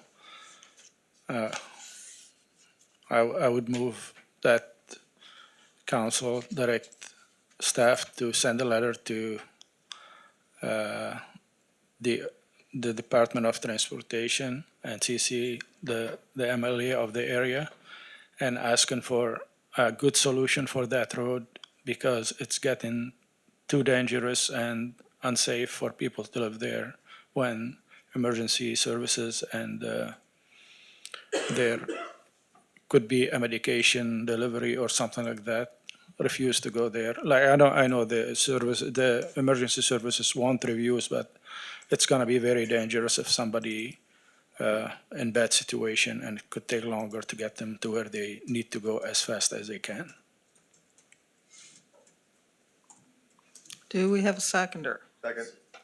Seconded by Councilor Perry. Any discussion on the motion? I do not have the deputy warden here at the moment, so I'm just, with permission, going to add a comment, and I certainly hear the councilor and in support of him wanting some work done. But a caution is that we have to be careful when we request that the province do things for specific roads, that we're not putting other roads further down the list that have equal issues as well, as long as we keep that in mind, so. Any discussion? We will go to, go ahead. My concern is not, it's about the safety, like, of the people living there, like, if any other road have the same issue, I would support anything, and I don't think it's gonna take any away from other roads, so, thank you.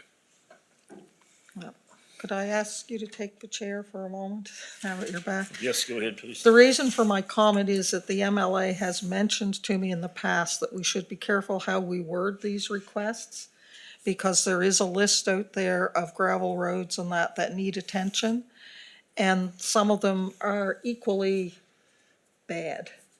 And, you know, perhaps Road A is on the list because it's been really bad for 10 years, but now Road B is bad this year. and there's a concern about bumping roads ahead. That's the only reason I made the comment, is because every time we request specific attention to one road, it could very well be putting another road lower on the list. So that's it. Is that everything, Edwin? Go ahead.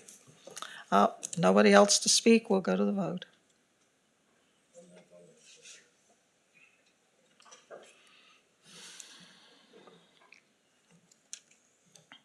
And the motion is passed unanimously by those who are present in the room. Anything further, Councillor Musa?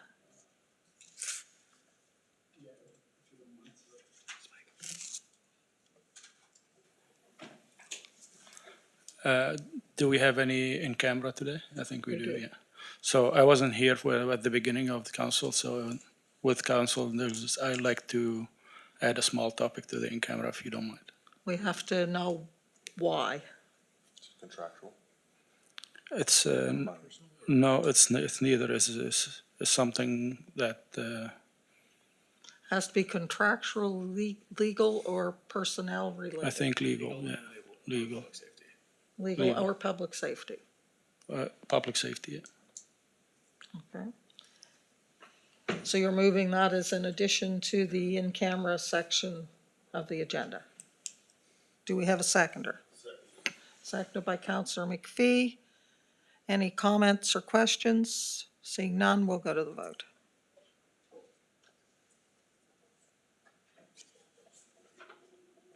Motion is passed unanimously. Anything else, Councillor Musa? Councillor Perry. Thank you, Madam Warden. And just to add to Councillor Moose and his motion, we have a municipal road at the end of Lake Crest Drive, Joffrey Drive, which those residents are reaching out and having a hard time. You know, their road's fine, but then they have to enter that road to get to the main road, and it's just a list of repairs and safety and kids. So just to add to that, we're holding our responsibility in the area. I won't mention what the province is doing. All right, kind of a busy little short period of time, but first of all, I'd like to congratulate all of the returning and newly elected members of the executive for the Uniacke District Volunteer Fire Department. Unfortunately, I was ill and unable to attend their banquet, but I was talking to a couple of firefighters who did attend, and they said it was a great time. So it's, you know, as we all know, our volunteer firefighters provide a invaluable service to our communities. A couple events coming up. On this Sunday, on the 26th, there's going to be a community barbecue at Withrose Farm Market from 11 to 4. Withrose Farm Market will open this Saturday in Mount Uniacke. This barbecue will be held on the Sunday, and this is going to be to raise funds for the Uniacke School playground improvements. The Uniacke District School Spring Fair is June 4th in the evening. It's not on a weekend or during the day. It'll be an evening event this year for the fundraiser for the home and school. And I'd also like to, at this time, congratulate all the volleyball players from East Hants. The provincial playdowns have been underway, and I know many residents from my area play on multiple teams, and various of them have had success from winning provincial championships to winning the tune-up tournament before provincial championships. And, you know, there's many others from all over the region that take part in these events for the various club teams. Also would like to congratulate the residents of East Hants from my area that are part of the Empire Cheer group. They won the provincials again, and will be heading off to Worlds in Florida in the coming weeks. I wish all those athletes a safe trip down there, have a good time, and represent East Hants and the community and your province well, as I know you will do. They have medaled before at these competitions, so it's a big trip for a lot of these young athletes. And finally, I'd just like to say I hope everybody's enjoying the hockey playoffs. The Toronto Maple Leafs fans, you're more than welcome to come into the bandwagon. I'm pretty sure you're all Tampa Bay fans now, but that's okay. Just enjoy the hockey in good company and be safe. Thank you. Thank you. Counselor Merriam. Great, thank you, Madam Warden. And this is my District 6 update for North Lance Milford. It was busy last month. And before I forget, I just wanted to thank all of the volunteers in East Hants, being National Volunteer Week, April 19th to 25th. I think everyone here would agree volunteers are really the backbone of our communities. So over the past month, one of the interesting things was I attended a level 1 certification training for firefighters in Milford on April 11th. Lots of activity and lots of folks training for that. Councillor Tingley and I cooked breakfast at the Lions Big Breakfast on April the 4th. I attended a public information meeting on April the 7th. There was a very interesting seminar on Monday night, April 20th, that I attended, human trafficking awareness seminar at the Elmsdale Fire Hall. And one thing I learned, it's hard to imagine, but Nova Scotia apparently has the third, the per capita human trafficking in Nova Scotia is 3 times the national average. So it was well attended and a very interesting event. And general constituency meetings as well. I'm not bringing any motions forward at this time. Thank you. Thank you. Deputy Warden.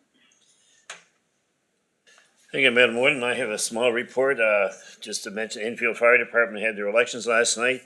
They have a new fire chief, Dale Kopp, and a new deputy chief, Luke Guthrow. The president and others stayed the same, so there'll be some new changes, new people involved. The other thing, I did get a few calls about the water treatment plant. I'm not sure if staff has posted that on the website or not. Something to refer the customers to. If not, if they could do that. There's a lot of people not happy, but it is what it is, and we got to pay for it. I attended the police meeting here with the rest of the council, and that is pretty well everything for the week. Thank you. Oh, volunteer night this Friday.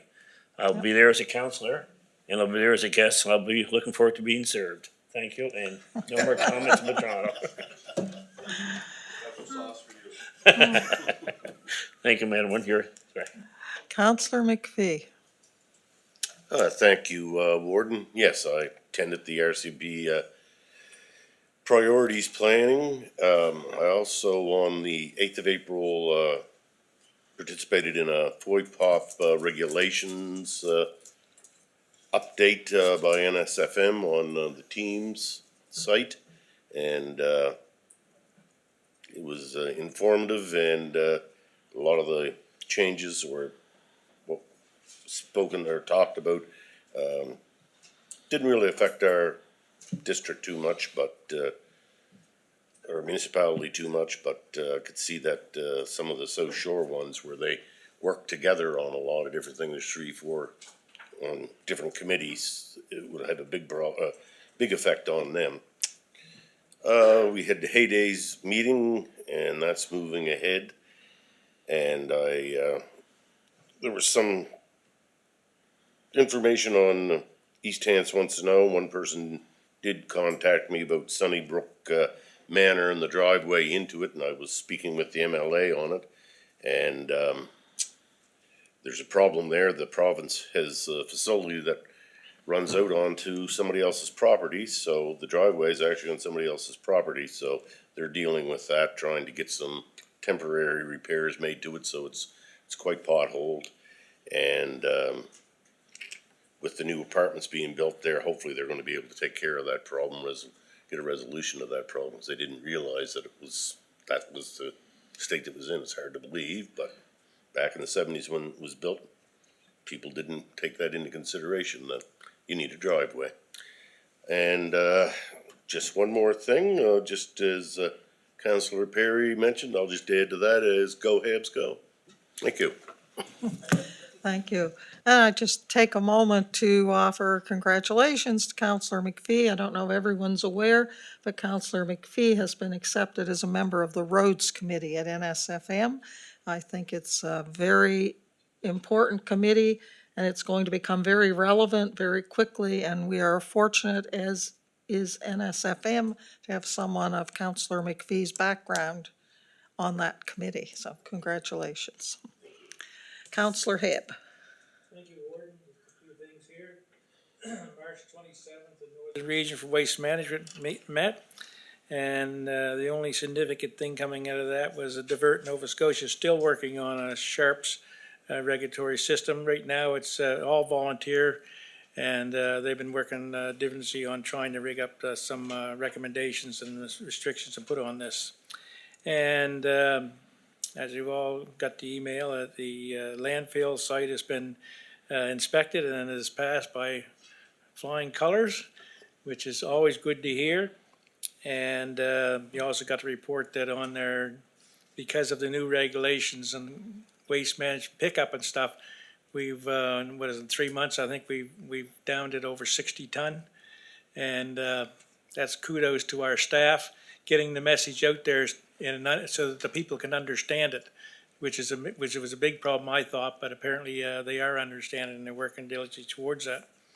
On the 15th, I attended the Kennecook United Church Heritage Society, and on the 16th, the RCMP priorities. And just to note that on May the 2nd, Nanaimo River Fire Department is having an open house from 10 to 2 that day with a barbecue. And that's it, Warden. Thank you. Thank you. Councillor Mitchell.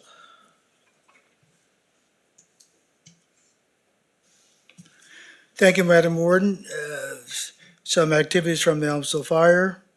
On April the 1st, we had election of officers and committee appointments. We had one change in the officers at the top, and Deputy Chief Chad Snook is now second in or third in command behind Chief Kevin Goodman. On April the 8th, I attended the business meeting at Elmsville Fire and Emergency Services, and trying to protect the tax dollars of my residents in Elmsville District 2. On April 15th, the firefighters did their SCBA testing, and I was one of the monitors and also an evaluator. On April the 16th, I attended the business luncheon at the East End Sportsplex, and I was there to support the warden and the CAO. On the 16th of April, I was here for the RCMP performance review. This evening, April the 22nd, the audit committee met with our auditors, and it was enjoyable and very successful. And I had down to congratulate Councillor McPhee, but the warden took my thunder for his appointment to the Rural Roads Committee of NSFM. So congratulations, Councillor McPhee, and I wish you well. I'm also, on a final note, I'm looking forward to serving the volunteers this Friday in Rawdon at the Volunteer Awards Night. And that's all, Madam Warden. Thank you. Councillor Garden Cole. Thank you, Madam Warden. I've attended a public information meeting this month, an RCMP workshop, Source Water Protection Committee meeting, and CCOA board meeting, and their grand opening will be, is to be announced very shortly. Beautification applications are coming in, which means that spring is here, and the community in District 1 is starting to kind of wake up. I see the park in the town center has been good work done there, and it's looking great. And so so things are looking good this time of year. One question I do have to staff: if you can just remind me, I've had a few concerns about, and of course this time of year with the sidewalks, you're going to, the winter's hard on them. Can you just give me a timeline on, if you can, on the sidewalks, I'm gonna say in the Enfield area, and when there might be repairs done to those? Through Madam Warden. So there's two kinds of seasonal damages. One is with the travel service. The other is the landscaping off the edges, which is always a mess at this time of year. And so the process is for the landscaping piece of things. There is assessment done by the contractor and staff. Any damage done by the contractor that could have been avoided, they repair, and then staff go and look and triage and budget repairs on landscaping. Apart from that, and all that's happening right now. And so the weather's good, so the assessments have started, and usually we get into repairs through May is the timeline. Okay, thanks. And as far as the sidewalks themselves, I know that down the road we have, that is that a, is there an actual timeline for sidewalk repair in District 1 area? Or maybe repair isn't the right word. Through you, Madam Warden. So there are several spots on sidewalks across the municipality that need patching and maintenance. That work order, there's some rates being set up with a contract, and staff are looking to do that at the start of the season, not at the end of the season. This go around this season. I see. So I don't have an exact timeline, but it's actively being worked on at the team by the team right now. Okay. Okay, and that's it from District 1. Thank you. Thank you. Councilor Rhino. Thank you, Madam Warden. On April the 4th, I presented John Singer of Singer Road in Gormerville with his 95th birthday. John served with the Korean War, and it was he had family and all around him, and it was great to give that presentation. I also attended the Heritage designation in Kennecook Church along with other members of council. And I attended the RCMP priorities meeting.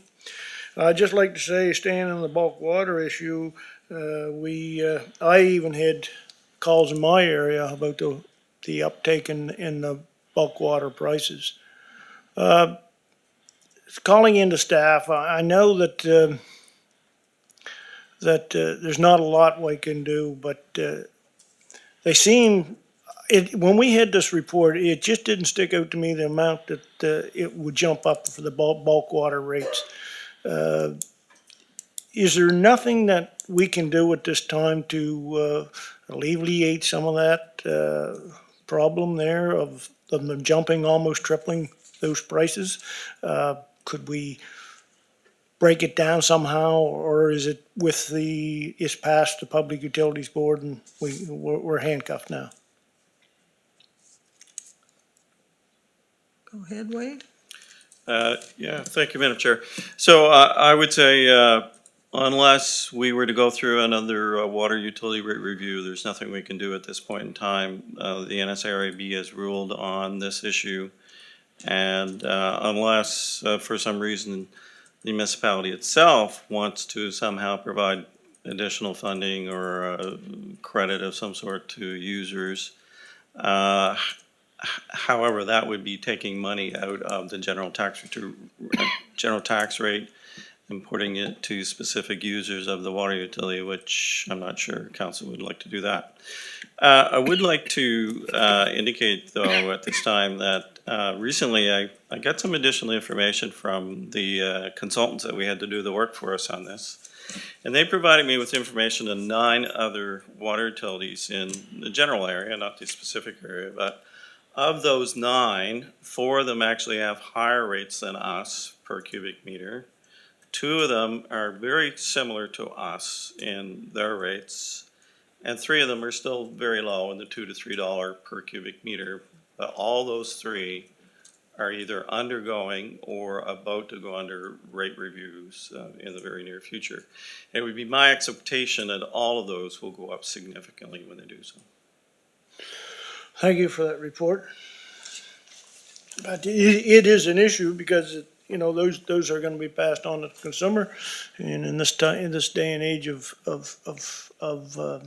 extremities and just trying to get by, it sure is a hardship on many. The last thing is, we all know that along the shore in District 5, the tourism plays a big part in that system. And it's a representative of the highest tides. We have Burncoat Head Park. Well, what plays a big part in that is the Lawrence House Museum. And with the loss of that and the kind of more or less the provincial government turning their backs on a few museums throughout the province, it makes it a hardship. If we lose totally that Lawrence House Museum, I think we are going to suffer as a whole in the municipality. So with that, I'm going to throw this out there. I'm going to move the council request a preliminary report on taking over the Lawrence House Museum. The report should look at options for ownership of the building and operating models that include municipal operations and a model where a community group supported by the municipality operates museums long-term. The report should be prepared with the assumption that the required upgrades to the building to municipal expectations are done by the province of Nova Scotia prior to any transfer of ownership. I do so move. We have a seconder, seconded by Councillor Hebb. Is there any discussion on the motion? Seeing no one else, I'll turn the chair over to you, Deputy Warden. Go ahead, Madam Warden. This is one that's a struggle because I enjoy visiting the Lawrence House, and I'm deeply disappointed that the province has decided to defund this museum and close it. And actions and lack of support for this museum by the province over the past number of years has certainly contributed to this situation.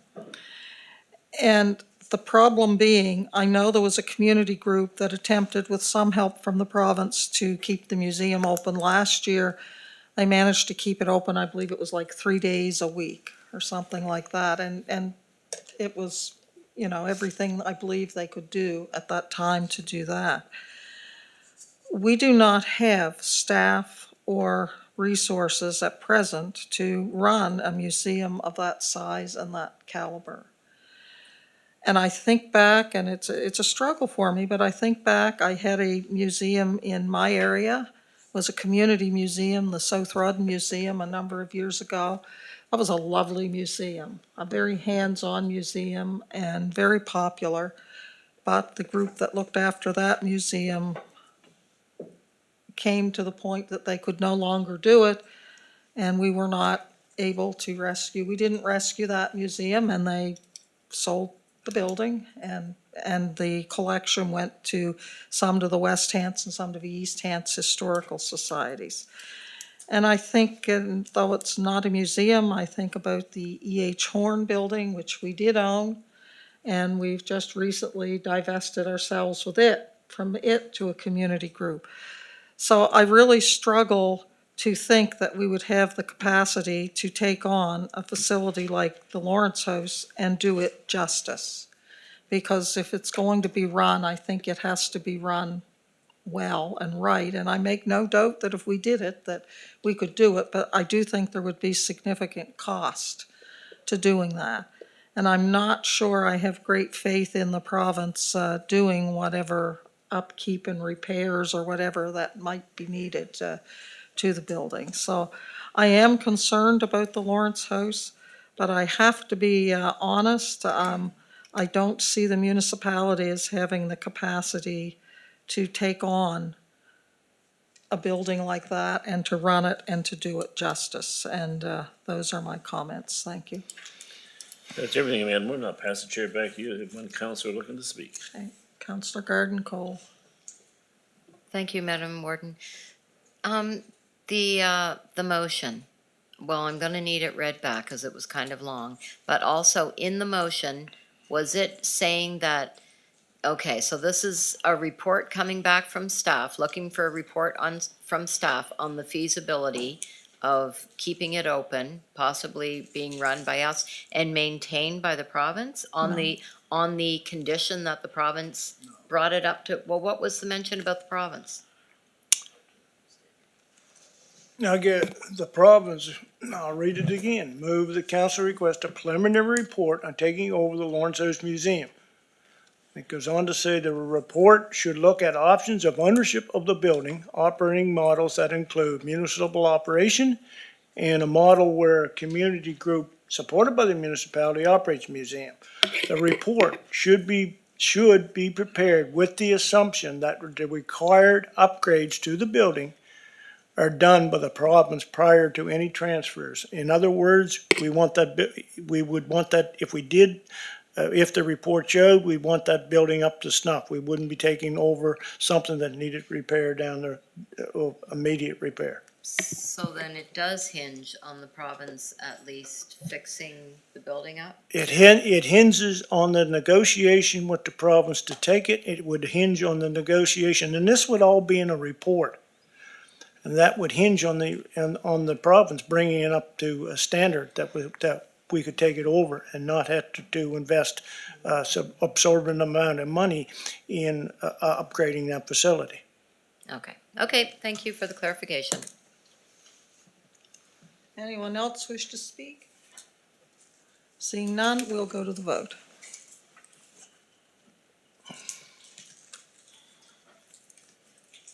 And the motion is passed by a vote of 7-4,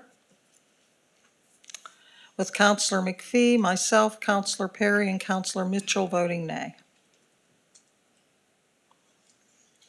And I think perhaps, staff, do you have some kind of a timeline that I don't want, great expectations that this is gonna happen tomorrow? Go ahead. Through the warden, I appreciate it's a really detailed motion, so that helps guide us in that. I think there's a fair amount of information we'd have to research.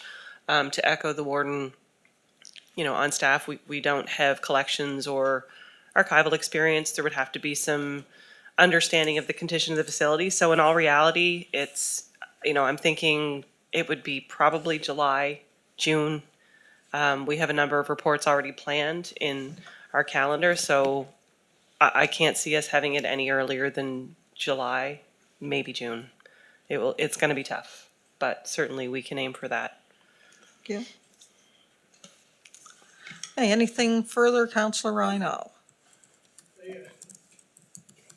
Staff being very ambitious, I was thinking September, October. I mean, anything prior to next year opening would be very nice. But June, I don't expect you to get it done by June, but I would expect, September, at least a report in September at that time. That should give plenty of time to ask those important questions. Thank you. No, that's great. Thank you, Councillor. Anything else, Councillor Rhino? No. All right, that concludes business from councillors. We do have items in camera for contractual issues and public safety issue. So I would be looking for a motion to go in camera. Moved and seconded. All those in favor? Contrary? Motion is carried. So we'll give staff time to take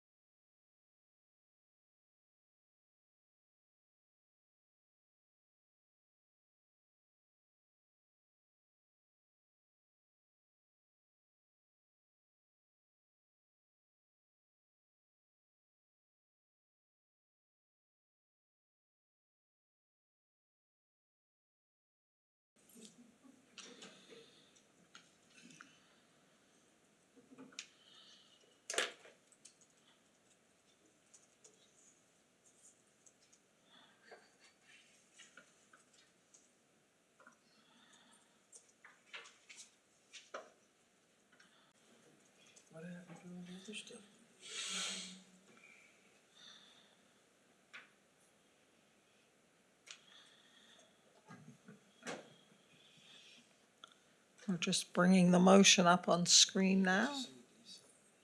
Okay. Move that council approve the addition of $350,000 to capital project 25-017, construction and demolition landfill cell, with funding coming from a combination of the solid waste operating reserve G501 and the waste management balloon payments G502. That will see the updated total approved budget for the project become $2,410,000. Seconded by Counselor Mitchell. Is there any discussion on the motion? Seeing none, we'll go to the vote. And the motion is passed unanimously. And that concludes the business on our agenda tonight. Seeing nothing further coming forward, I declare the motion